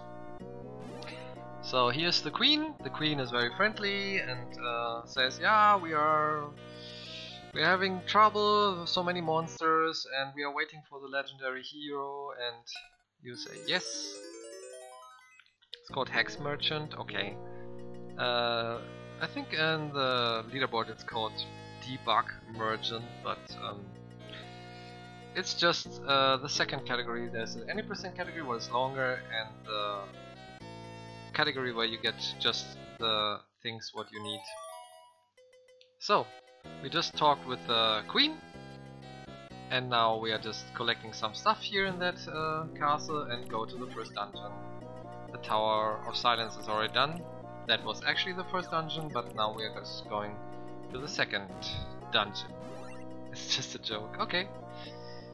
So, we are going here, taking our friend Pepe Logo. He's in the egg still. We have to free him. Then we get the key of the first word. This is the key of the first word. We are skipping one dungeon in this game. And for security we take a healing potion what refills all of our hearts just to be safe. And now the fun begins. All the dungeons are really long. Most of the time they are between 8 and 15 minutes. That's why this game is so super long. So no wonder like later if we play really long dungeons. Every dungeon is between 8 and 15 minutes. We actually only play 3 dungeons from now, but they're really long. And then we play the final dungeon. Since here you can refill your HP, you just have to pray to the god, what you are just doing right now, and then you have refilled all your hearts, and then there's no problem. You can actually save, but we don't do that. We just use the godness, have enough HP, and we should be fine. During the run there are also mini bosses who can drop big hearts, there are also small hearts on the way. And we need this guy here, Pepe Logo, our friendly bird. Without that you cannot continue to the first dungeon, and later also not to the second and third dungeon. Pepe Logo is a really cute helper, and with him you can fly and you can make double jumps. And you need him actually right now in that first world. Why? Because there are parts you can only reach with him in double jumps. And now the fun begins, like I said. Now we are getting a lot of good music, a lot of questions, a lot of things what happened, and all on Japanese. So if you just understand everything in Japanese, you are correct. This is a Japanese game, it's not an English game. So whoever does not know English, nice for him that he's known Japanese. Whoever does not know Japanese, well, just trust me what I'm saying.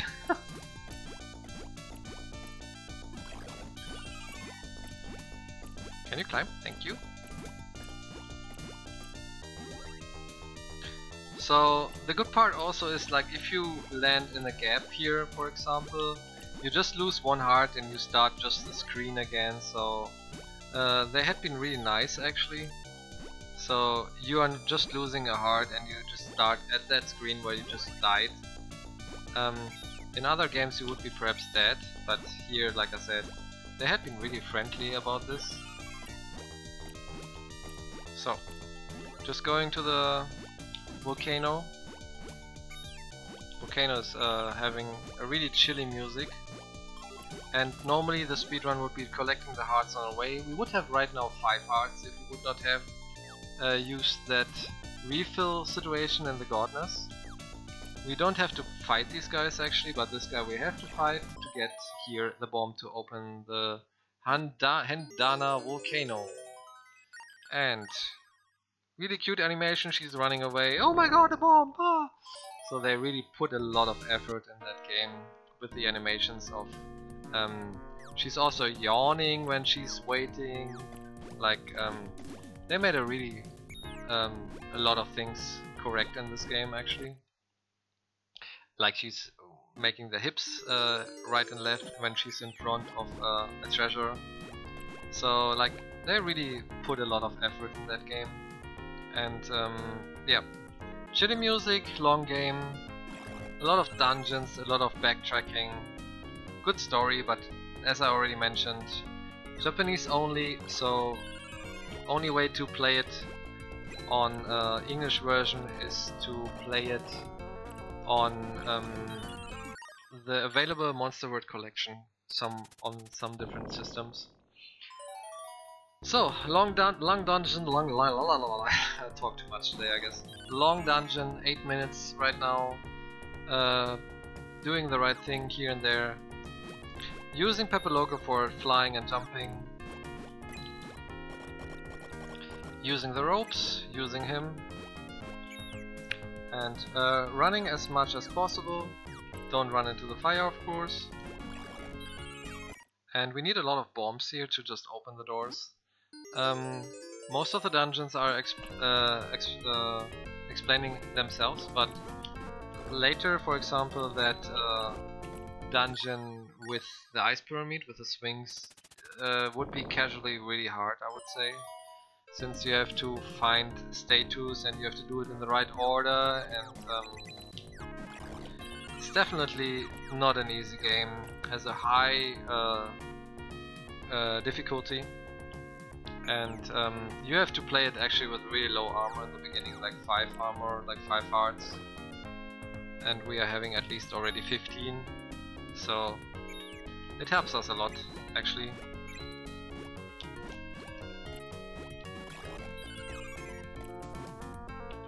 Come. Go up! Oh, okay. Took some time until I could push him up. So some of the enemies you actually don't have to fight, they only drop gold. We don't even actually need gold right now.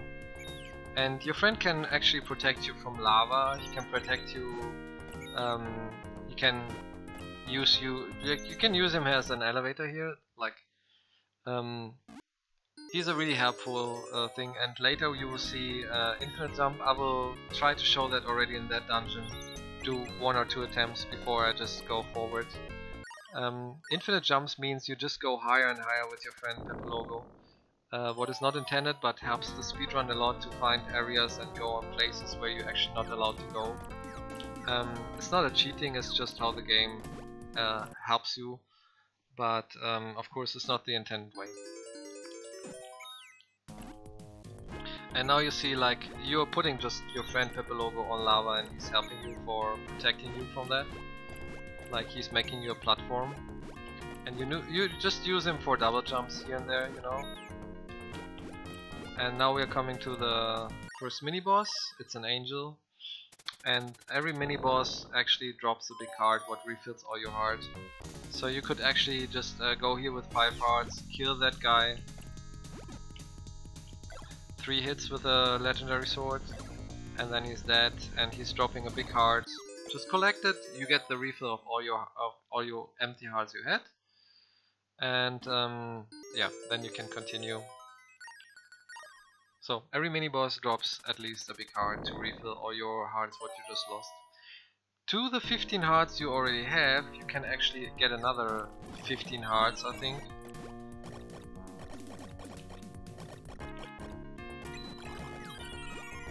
So to get the other hearts, you actually have to collect blue tears, looking like tears. A harpy, not an angel. I'm sorry, I'm a German, but you're right. So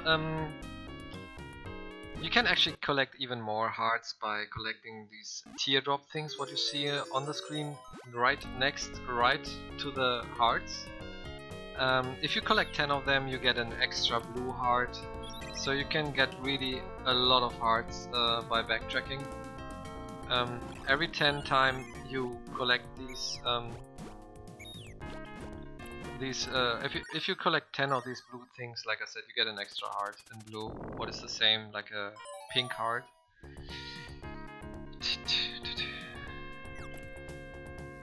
That booty shake, yeah. Like I said, they made a lot of effort for the animation of this character and this game. They put a lot of effort of the music, of also reminding the other Wonderboy games again by using some music from the earlier games, some mechanics, and this is actually really the easier category because you have a really good weapon and really good armor, what helps you definitely to finish that game without having too much problems. There's actually the legendary shield, what you also could have collected, but in my eyes it's not really necessary. She's excited for the treasure, yeah, she's opening the treasure and she doesn't know what is inside. So she's just hipping your booty, oh, what is there inside? Like I said, it's a kind of a Remic thing, the word, and there's the teardrop what I was mentioning. Collect 10 of them and you get an extra heart. And now comes a lava part, I think. You just have to run and know where to stop exactly.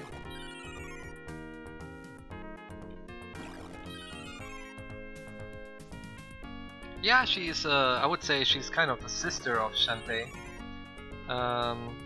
Has definitely similarities. So I don't know if the developers of Shantae actually use that character or if they get involved together, but it's definitely kind of a reminding thing to Shantae and the Pirate. I agree that. Perhaps the developers had been just used that kind of character as a model. Definitely similarities between both games.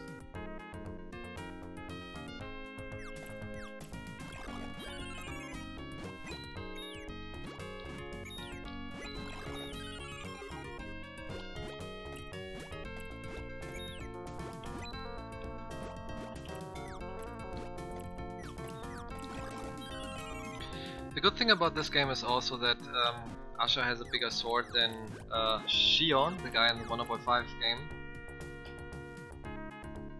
So she has longer iframes and she has a bigger sword. my Shantae's mom. And now is the first time we will try to use the infinite jump. I will show you. There's like here an attempt to get that infinite jump. Oh yeah, that ghost brought us a whole far down. Come Pepe, let me up. So let's do it again. That ghost is really annoying there actually. And just here we try the first infinite jump in the game. We are using him. He has a really small hitbox. I try 2 more and then we go the intended way. Okay, we go the intended way, but you just saw how that infinite jump is going. In the moment when we are having the bigger Pepe logo, because he will grow during that run, we will have not so much problems anymore to use him as infinite jump. Got the hair from the dad. The dad has actually brown hair. They also show the characters. We are just not showing them right now in that speedrun.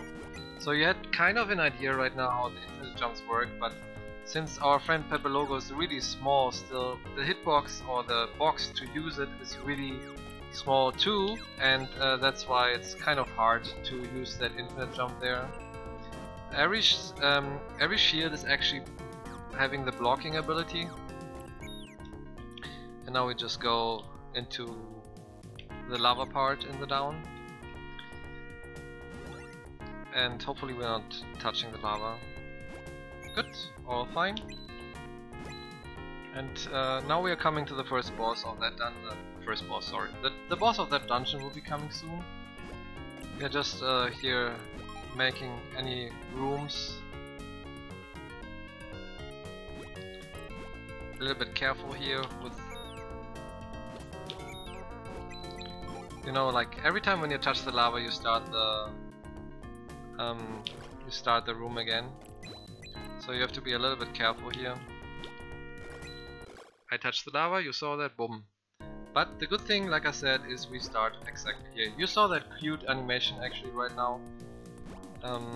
We're just waiting right now for that 2 guys.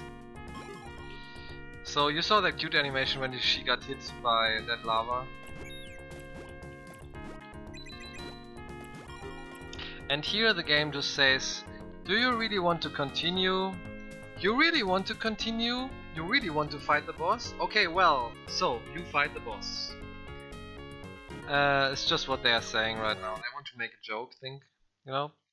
And now he's just saying, ha ha ha ha, one of the bad guys. There are 3 bad guys, something like that. Let's get the quick one. We got the quick one.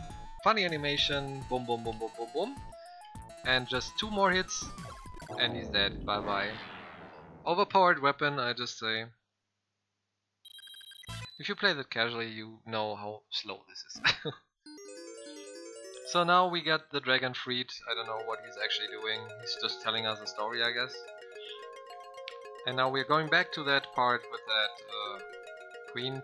But the funny part is every time when we are beating a boss, we can actually change our armor. We have to do that actually. Why? Look at our friend Pepe logo. He's small. Look at the next screen. He's bigger. Wow, what happened? So with every new armor when we are beating a boss, our friend Pepe logo gets bigger. And we need that actually to continue the dungeon. If not, we would soft lock. Here is a infinite jump situation. We just have to get it.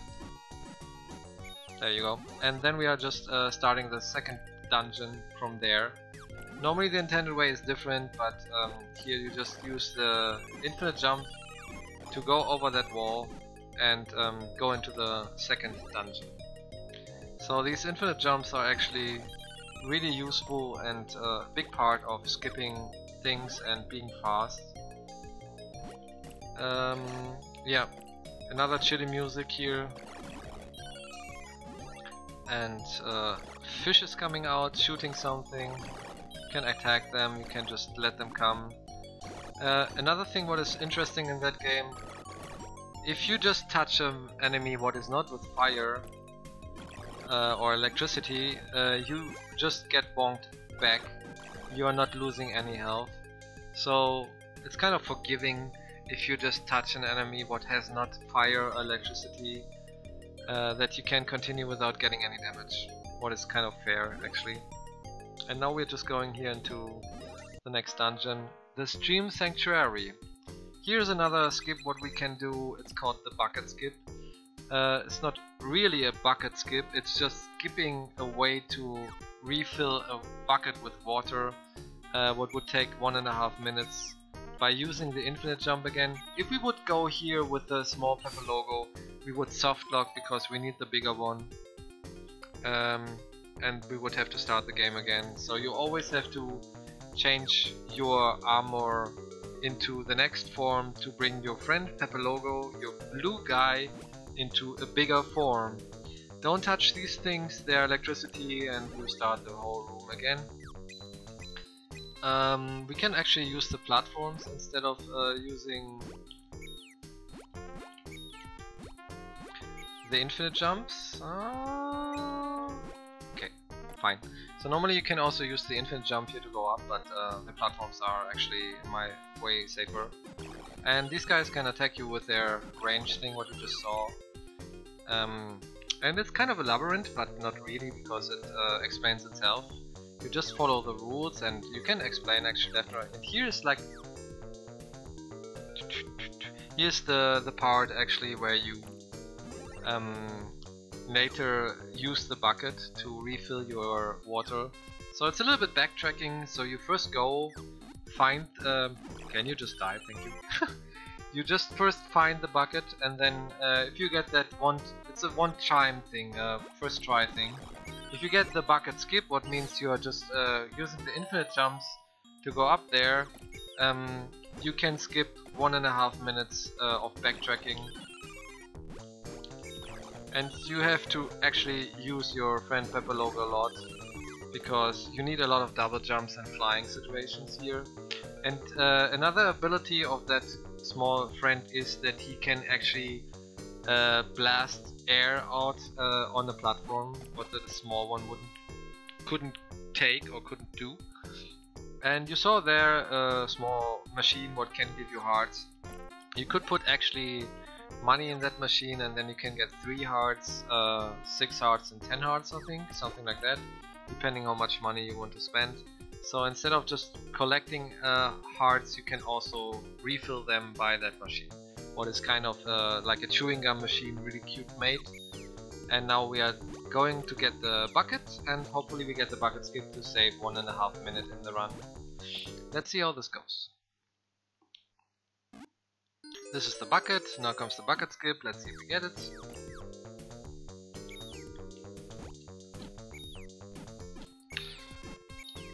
No, I was already up there! Oh shit! Okay, that was a good attempt of the bucket skip, but now we have to make backtracking. That means we are losing 1.5 minutes. It's a pity, but it's okay. So we have to do all the way back again to get the water where we just had been there. That was really close. I thought I already had it, but I missed it. So we just do right now backtracking. Means we are just doing everything again, and then we do another time backtracking by using then the water here in that part. If we would have done that correctly, we would be right now in that place already and using the water to clean up a fire what is there. But yeah, since I missed that even when I was attempting it, okay. My friend was a little bit late, Pepper Logo, so I was thinking that I even cannot get it because he was not really coming. And now it's like I said, backtracking, using here that way to just get that water in the bucket, and then just do everything again what causes us 1.5 minutes. So these guys here, and here is the bucket, what we are refilling, what we just missed the attempt. A really cute animation, she's very happy that she got water, really nice smiling, like that. And now we just go again the same way back to just bring the fire out of order, you know. And we are still on track from the estimate time, as I can see, so everything should be fine. We should not overcome the 4 hours and 10 minutes, we should be definitely under it. So everything is fine until now, and we are not breaking the marathon by overcoming the estimate too much. What I'm really happy about that, even when I had to use one time and unfortunate and not having likely save state, I'm still sorry for that. But that game, like I already mentioned, Wonderboy 5 is really brutal, and I apologize that I didn't want to do 7 minutes again. Not even knowing for sure that we are passing it again. So, this dungeon is, like I said, explaining himself, using water here and there, and going in the next part, and using our friend if he wants to, getting some water, smiling Asha, da-da, she's happy. Don't touch this, electricity, you lose a heart, you have to do everything again in that room. And here, an enemy who can directly attack, or just wait. And the small flames actually Pepper Logo can actually clean. The bigger flames, what we will see right now again, he can try, but he will never clean it up, so you just have to use water from the buckets.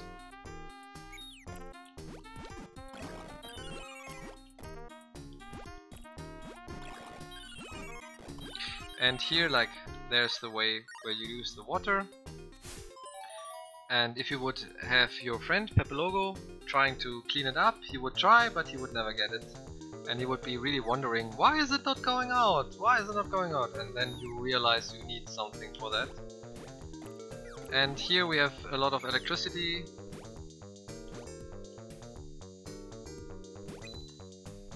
Was the next room, sorry. Here is like a different pattern. They can just move, or they can just stand still. It's not random, it's not RNG, you know what comes, but you have to be really careful, because if you get hit, you actually get, you have to start that part again, that room again. Just refilling our hearts by just collecting that heart. And now we are just using here, always going to the left. If we would not go until the last one, we would have to do that again. It's kind of a backtracking thing then again. And right now, in front of us, the next mini boss, a bird.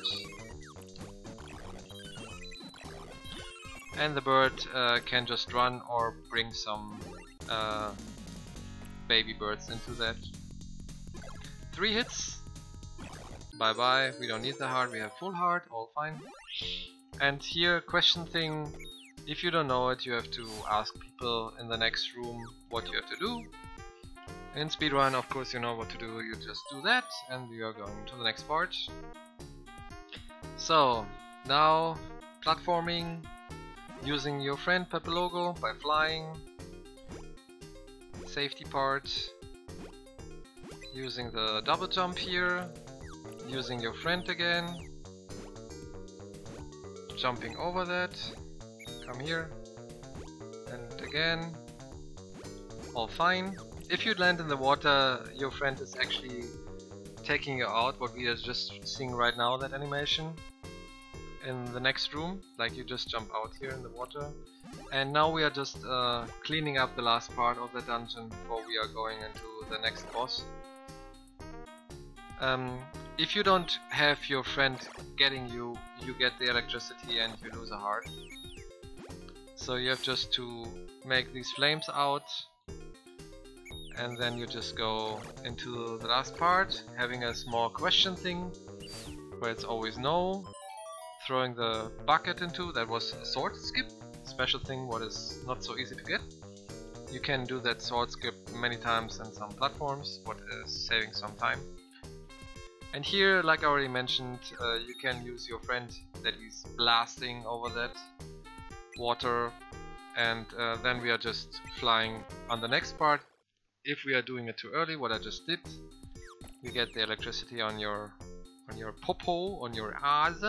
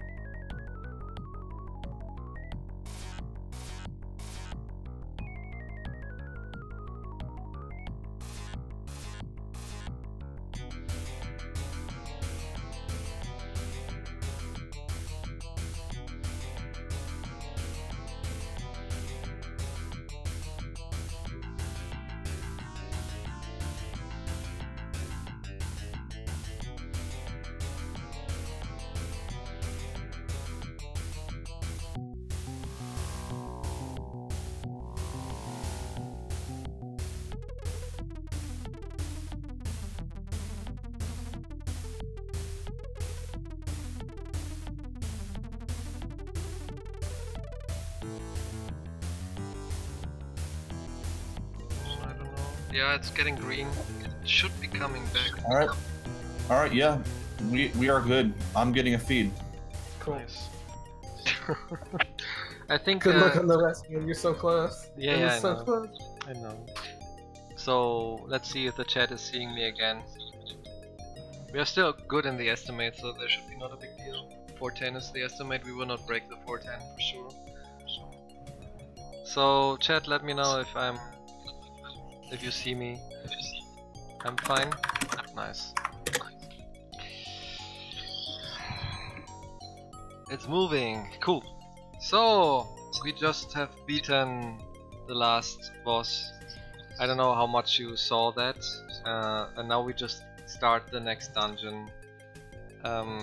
Here, Ice Pyramid part, the last dungeon before we go to the end boss. So I just move forward and enjoy the rest of the show, hopefully without any issues. Hopefully, you never know. We were even thinking about starting OBS new and everything new, and luckily just by changing into something in the setups from the guys of Blaster Process, we could continue without using again, like closing everything down. So I'm very happy that we don't have to do crazy stuff like that. So yeah, we are here in the way to get the Ice Pyramid part.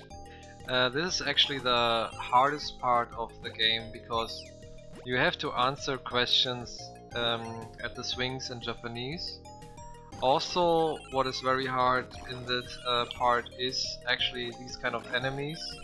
And what you can see right now, if you had been watching before, that Pepe Logo guy went bigger.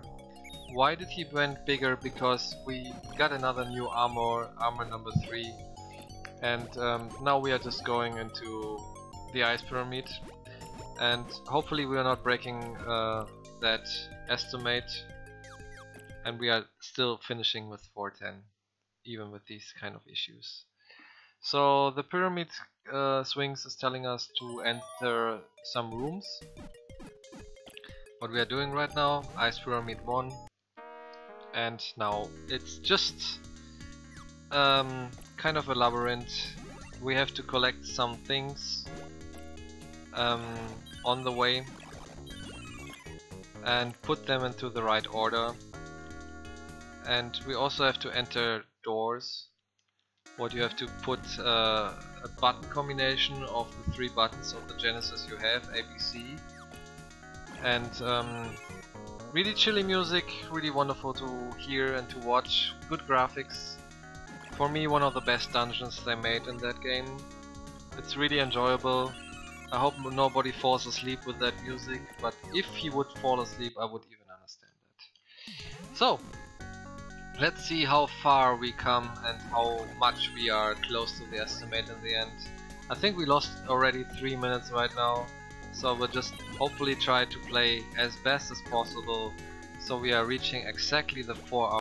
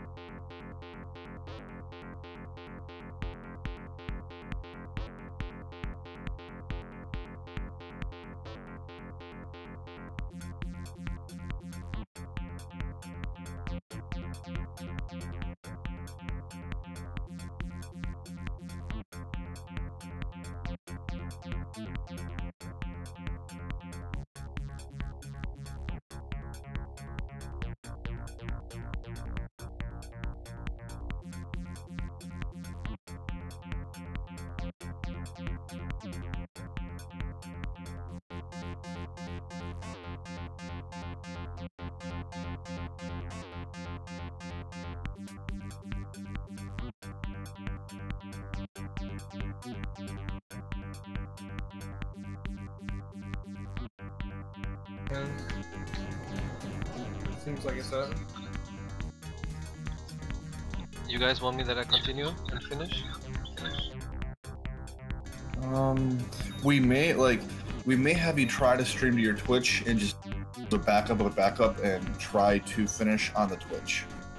If the RTMP is having issues, and we'll see if streaming to your Twitch is possible. Do you want to try that, Berlin dude? No. Just stream to your Twitch like No, we normal? just continue right now. If it's happening again, then we try with Twitch. But I will just try right now to continue with what we have.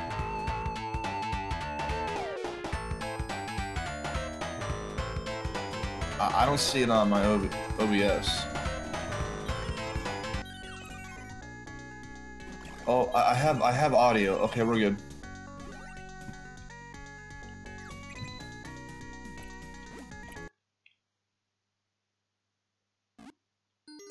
Cool. All right.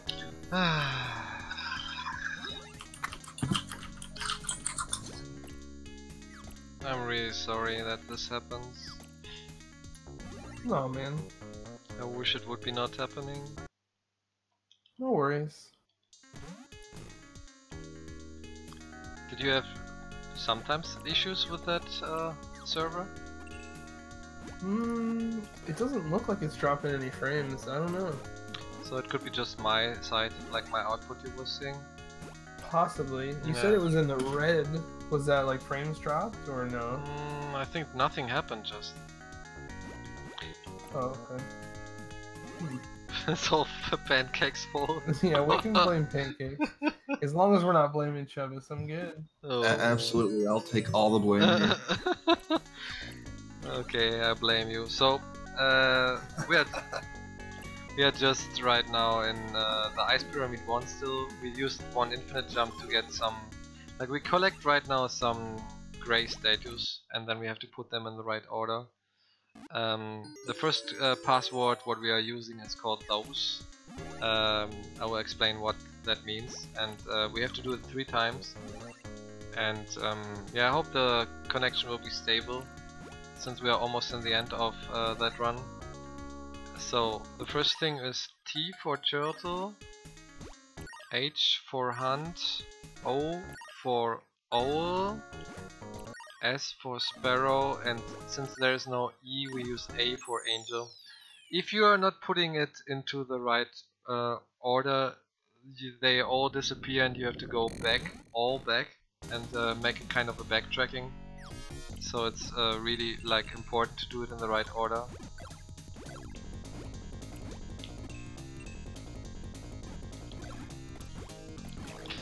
And we finished the first dungeon only 7 minutes after the time I normally have. Good job, Berlin. So, now we are just talking again with the swings, and she's telling, okay, now you have to go to door 2. The first door was just collecting everything. In the second one you have secret doors, and in the secret doors you just find them. You can use your friend Pepe Logo in the way, and then he shows you, oh, there's a question mark and there's the door. Or you just know it, like speedrunners do it. So I just showed the animation. I already mentioned that our friend Pepe Logo is now bigger. We need him actually right now here in that dungeon for that he's bigger. For the reason that we make him later into an ice block. And here, if we jump into the ground, we would fall, so we have to jump over that. Kind of a tricky jump, actually. And like I said, secret doors, you have to know where they are. If not, you have to use your friend Pepe Logo. And yep, we don't have to fight these guys actually, but sometimes they are just in the way. And here's actually the room why we need that big one the first time. Later we need him again. Come. And he's getting ice block, like he's getting to an ice block. And the ice block is exactly that bigness, let's say how big it is, that you can enter that door. So, now we can continue. And like I said, a lot of secret doors. Just be careful here and there. And the next one has a really weird password, barword with D. You just have to remember what kind of order. There's actually a tutorial from Tina Hacks. She made a tutorial what helped a lot for this ice pyramid. She also made the questions and the traduction, and learning these questions on Japanese was really a hard part. I didn't actually learn Japanese, I just learned symbols, what can pop up in the beginning and in the end to say yes and no.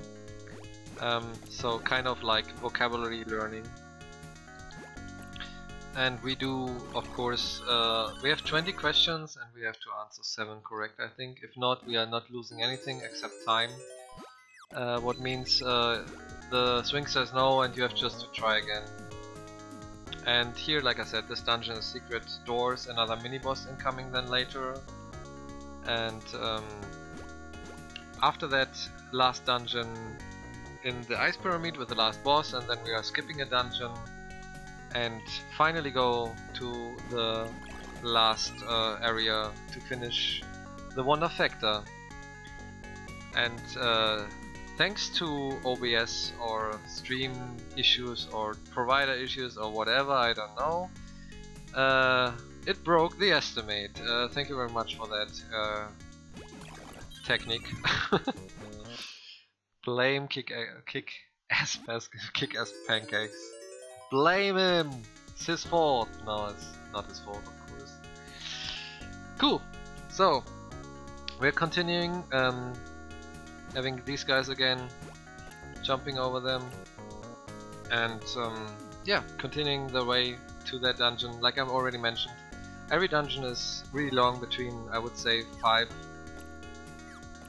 what was it? Yeah, second one. Between 5 and 15 minutes.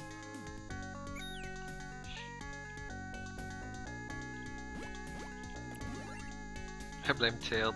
Tails' fault. Definitely. It's everybody's fault except the streamer, you always say. But yeah, of course. It's the streamer who made the problems. So, blame kick-ass pancakes and blame Chubus and blame everybody except the streamer, even when the streamer was the issue. So, we are about to finish the second ice pyramid. Putting in the right order, since we don't want to make any backtracking here. Skipping that guy instead of fighting him. And it's bird for B, angel, O for owl, D for dog, and in the end T for turtle. So, got it correctly, have to fight a mini-boss, and then we are having the questions on Japanese, what I was mentioning. Feel free to read Japanese in that case. Like I said, I don't understand anything, even when I have the questions here. But I just have to see what kind of symbol is there and there to understand the right answer. I don't actually have the answers here. I could have them right next to me to just watch, but we are doing it in a real way. Here's the block situation again, and here's the mini-boss again. And you're just jumping, and hopefully you're not getting too much hit. Every time a mini-boss is actually giving you a big heart again, so it does not even be a big problem if we get too many hits. One more hit and he's done. And we get the big heart. And we are going out of that dungeon. And now we are going into the questions. 7 questions have to be correct. I will be quiet.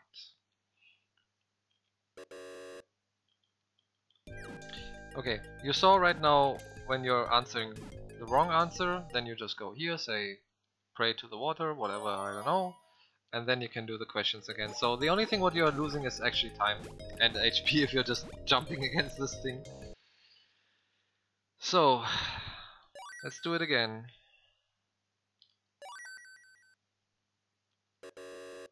Okay, that was weird. Uh-oh. I know why. I don't have the healing potion.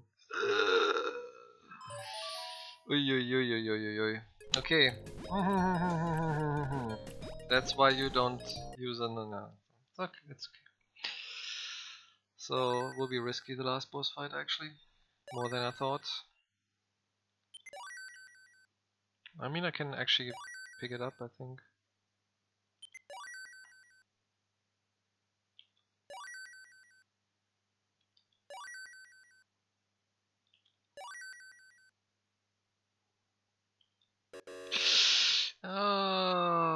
That confuses me right now. Not the question. The thing is that we don't have any more healing potion. So all Chuba's fault, all kick-ass Pancakes calls, all their fault that I'm making so many mistakes right now here. Because I'm so in trouble. Just have to concentrate actually.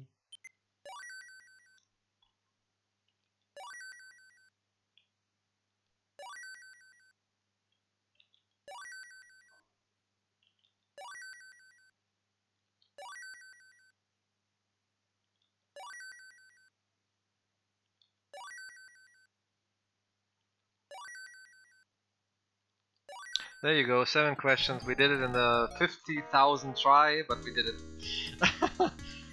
Okay, so you're fine. Yeah, it was just like I said, I was a little bit right now not worrying, but to be mentioned, since I restarted the game in a special part, I have right now not anymore the healing potion, but I think we can still get it. I'm not sure. Well, we just play without. But we should be very careful right now a little bit more. So, yeah, we don't have the healing potion anymore. So hopefully we can beat the game without using it, what normally has to be, but more risky now, since I was restarting the game because I was thinking I have to. But hey, no risk, no fun, right? You love risk, I guess. And now we have a risky run. And we are losing a lot of HP, but that's not actually a big deal because we can actually refill our HP. So, you have another risky run. Feel free to be happy. More risky than I was hoping.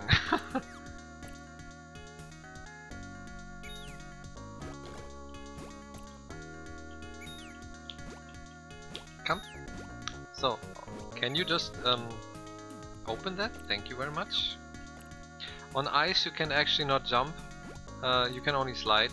That's why you're just sliding here. On the green blocks you can actually jump. On the ice blocks you cannot jump. So since we have to wait for that thing anyway, we are just sliding here and then jumping. And you will see a lot of infinite jumps right now in the next parts again to get these kind of things. The last password, oh yo, that was not fair. The last password is called Oats. Why? Because it's really easy to remember. There is a speedrunner called Oats and Goats. So the last password is actually really easy to get in your mind. And we have to be a little bit more careful with the HP, but it should be still fine. We are just collecting everything right now, and then we are using the refill for the queen.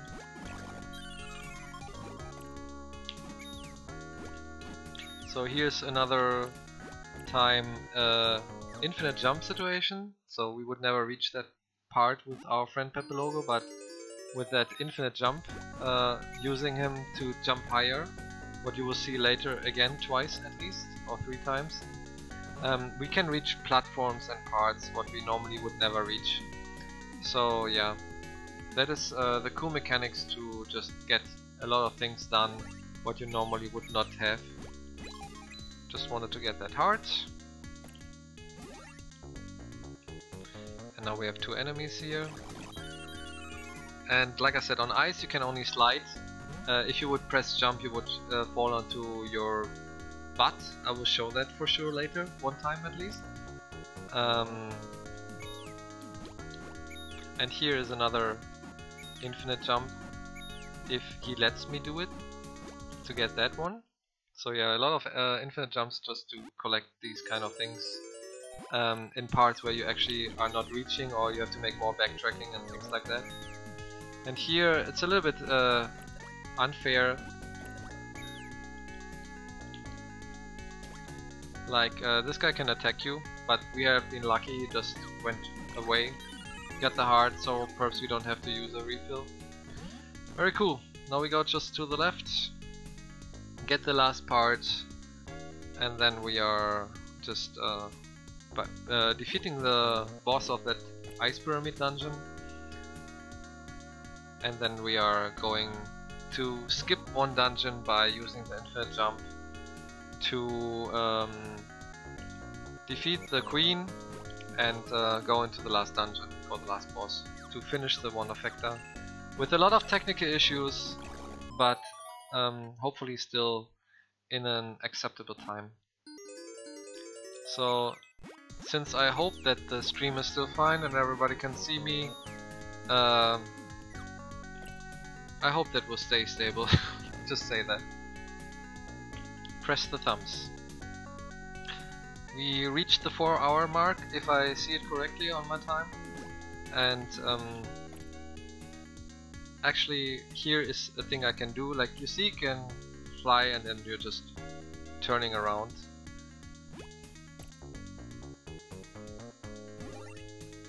And here we have O for owl, A for angel, T for turtle, S for sparrow, and the last one is the dog. And now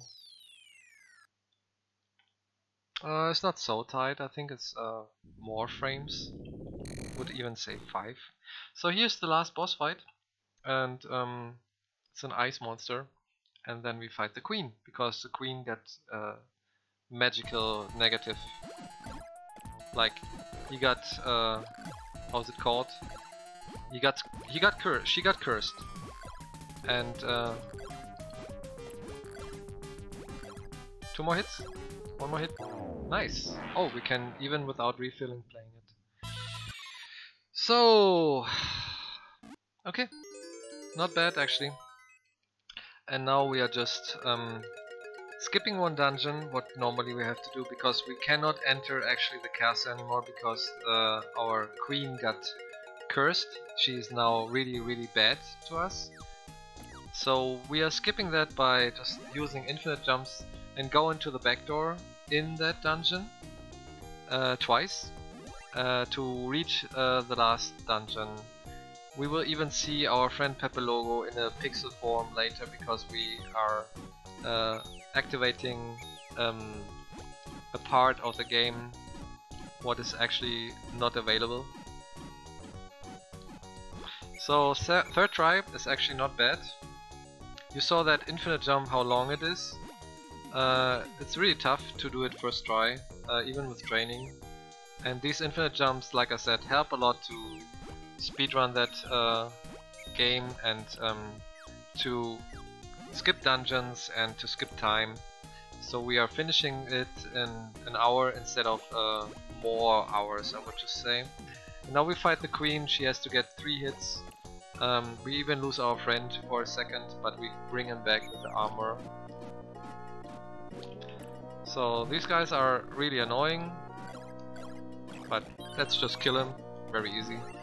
And the queen! Now you will see an unskippable cutscene. You just go there and the queen is really angry, and her Pepe logo, she had a yellow one, is in slave, shooting a missile, and your Pepe logo is even saving you. And the queen is saying something, and now we have to hit the queen 3 times, and then we are doing more. Oh, she's starting with the worst one, so you just hope that she's coming down. There, it's the first hit.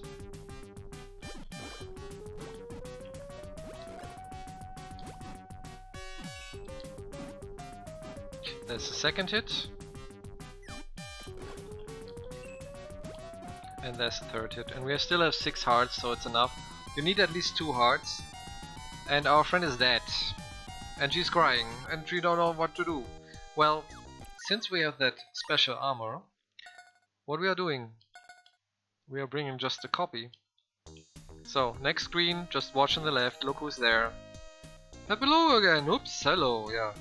So, this armor always brings him back even when he's dead. So we can use him again for the infinite jumps to go up here. And then we are just talking with Queen and bring our friend in a pixel form. And after the unskippable cutscene, nice, third try again, I'm very happy about that right now. Since we have another unskippable cutscene, after that he's looking normal again, and it's the biggest form actually of this Pepe logo. He will refill then our hearts, and then we are going into the last dungeon. Dirty cheater. Yeah, it's definitely kind of not a cheating, but it's a possible way to skip dungeons and time to make that run shorter. So we just hopefully get some more infinite jumps, and another time this guy, he can be really annoying. Can you just go? Yeah, just go away, bye, ciao. And now we get just one hit from the Queen, and we have one heart, and she's like doing us still something like talking to us, blah blah blah blah blah. And now we bring Pixel Pepe logo to the screen and have another unskippable cutscene before we go into the last dungeon. There you go. Hello, Pepe logo! Unskippable cutscene, finally I can rest for some seconds, drinking something, stopping talking for a second, hearing the music. That Pepe logo is singing, so the Queen will be normal, and the slave will run away. We have to fight the slaves again in the end, 4 of them, and the last boss, having some kind of boss rush before we are finishing the game. I need to relax. I was talking 4 hours in a row. Whew. So,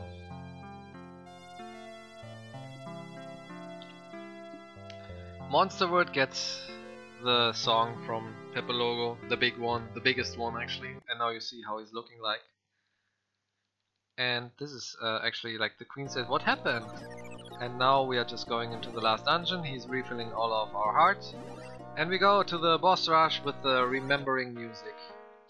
So this music you already know. It's a remix of, we're just bringing small Pepe logo here later. It's a remix of the One Voice songs before, if you hear it correctly. So, let's go. Don't get hit, so we can finish the game without the potion. What is the plan? Since we don't have the potion anymore.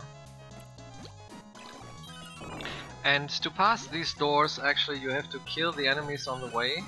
If not, they will be staying close. So you have to kill some enemies in some parts to continue actually.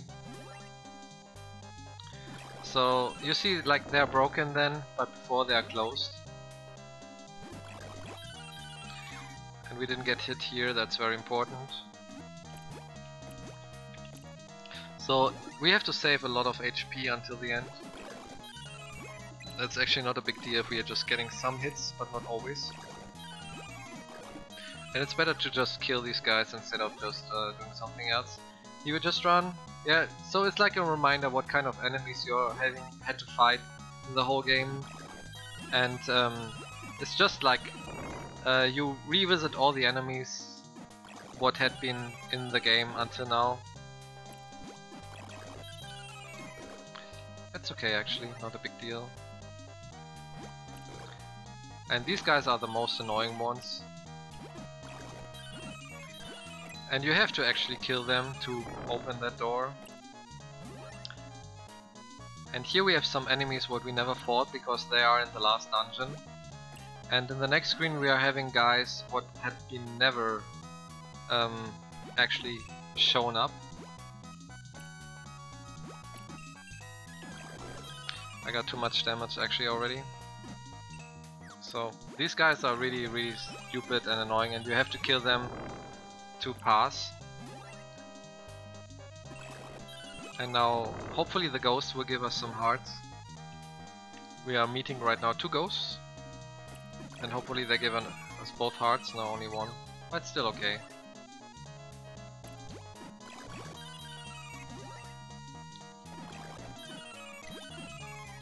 I get too much hearts! Okay, I do something what I normally would not do. I will try to kill these guys without getting any hits.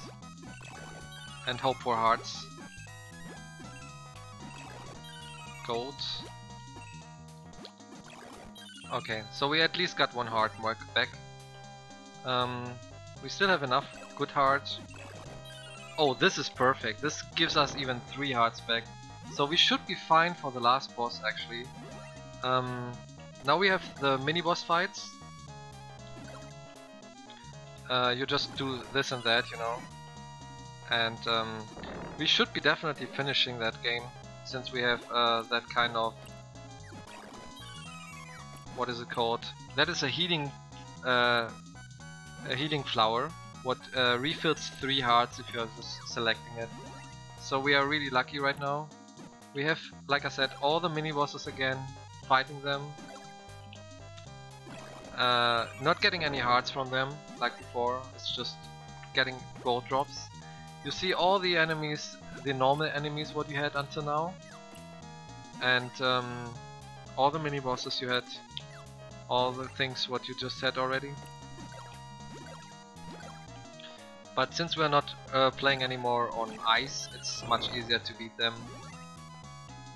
And yeah, just be careful not to get any too much damage. So there are some patterns you do. And we are just fighting the last mini boss. It's the horse with the rotation thing. And we are just doing that, what is really easy actually. But he's really annoying on ice, and now we are using our small friend Pepe Logo to fly. Even when he's not there. Killing the next guys. Very close to the end actually, I would say 2 more minutes. Flying again.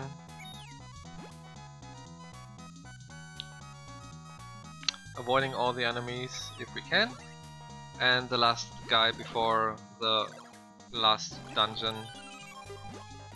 And now we are just flying down and go to the last 2 fights of the Wonder Boy series and finish the Wonderfecta. Due to technical issues, overestimate, but still in a very good time. So, wish me luck that we are finishing it. It looks good until now. And we have 1 small boss and then the big boss, and then we are done. So we fight first the slaves, and then we fight the big boss.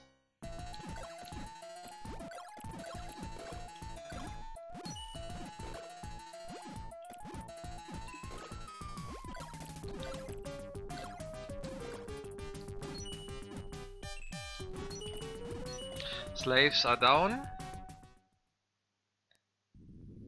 With another pony game. And now we are fighting the last boss. He has some tentacles. It's actually the same guy than Wonder Boy in Monster World. He just came back and now has tentacles, and we have to fight him. And then we are beating him hopefully. Has 2 forms. Can make you into a stone. So you lose always a heart. When we have 1 heart, I would just select the flower. Hopefully we don't need that, but you never know. Okay, I just right now use that flower to get 3 more hearts. So we hopefully can still finish it. Good. And now our friend comes and helps us. I think 4 more hits. There you go. And we are done. Timer stops at 4:13 for me. Don't know what time you got, guys, but we are done with the Wonderfecta. And what a performance. We are finished. I'm just saying, that was super impressive. How does your thumb feel from all those inputs for 4 straight hours? Not so bad actually, since I have a very plastically controller what is not giving me so much issues of playing on long time. But yeah, we lost, I think, over 7 minutes about that technical issue, so we would be easily under 410. Absolutely, easily under 410. So I mean, the estimate and the timer there, that is not the true story of the Wonderfecta. Is that the first Wonderfecta you've ever done? No, I played already a lot of Wonderfectas, and yeah, 3-4 of at least. I even have a run what is 9 hours long with all the speedruns I played together. It's called the Berlindude1. 15 speedruns, but takes 10 hours, so not doing it so often. But the Wonderfecta is actually included in that, and so I played that, I think, Wonderfecta 4 or 5 times already. And it's a long speedrun, and as you were seeing in Wonderboy 5, it can be really risky and you have to reset after 2 hours. And we have you coming back here in a few hours for Snow Bros and Alex Kidd, correct? Correct, and in the end, for me in the midnight, almost Castle Evolution, the last game what I will speedrun today. Man. Yeah. Man, you're holding the marathon together for us, man. Again, I greatly appreciate you being here. Take a break, drink some water, definitely relax, and doing a little bit of relax, and then I will be back later, and hopefully the schedule will be not getting too much wrecked right now because of a little bit late. So I hope everybody enjoyed. I hope everybody enjoyed the Wonderboy games. It's really tough to explain how much time it takes to learn them, and I hope you all enjoyed that incredible run. All right, Berlin Dude, again, thanks. Chat, stick around.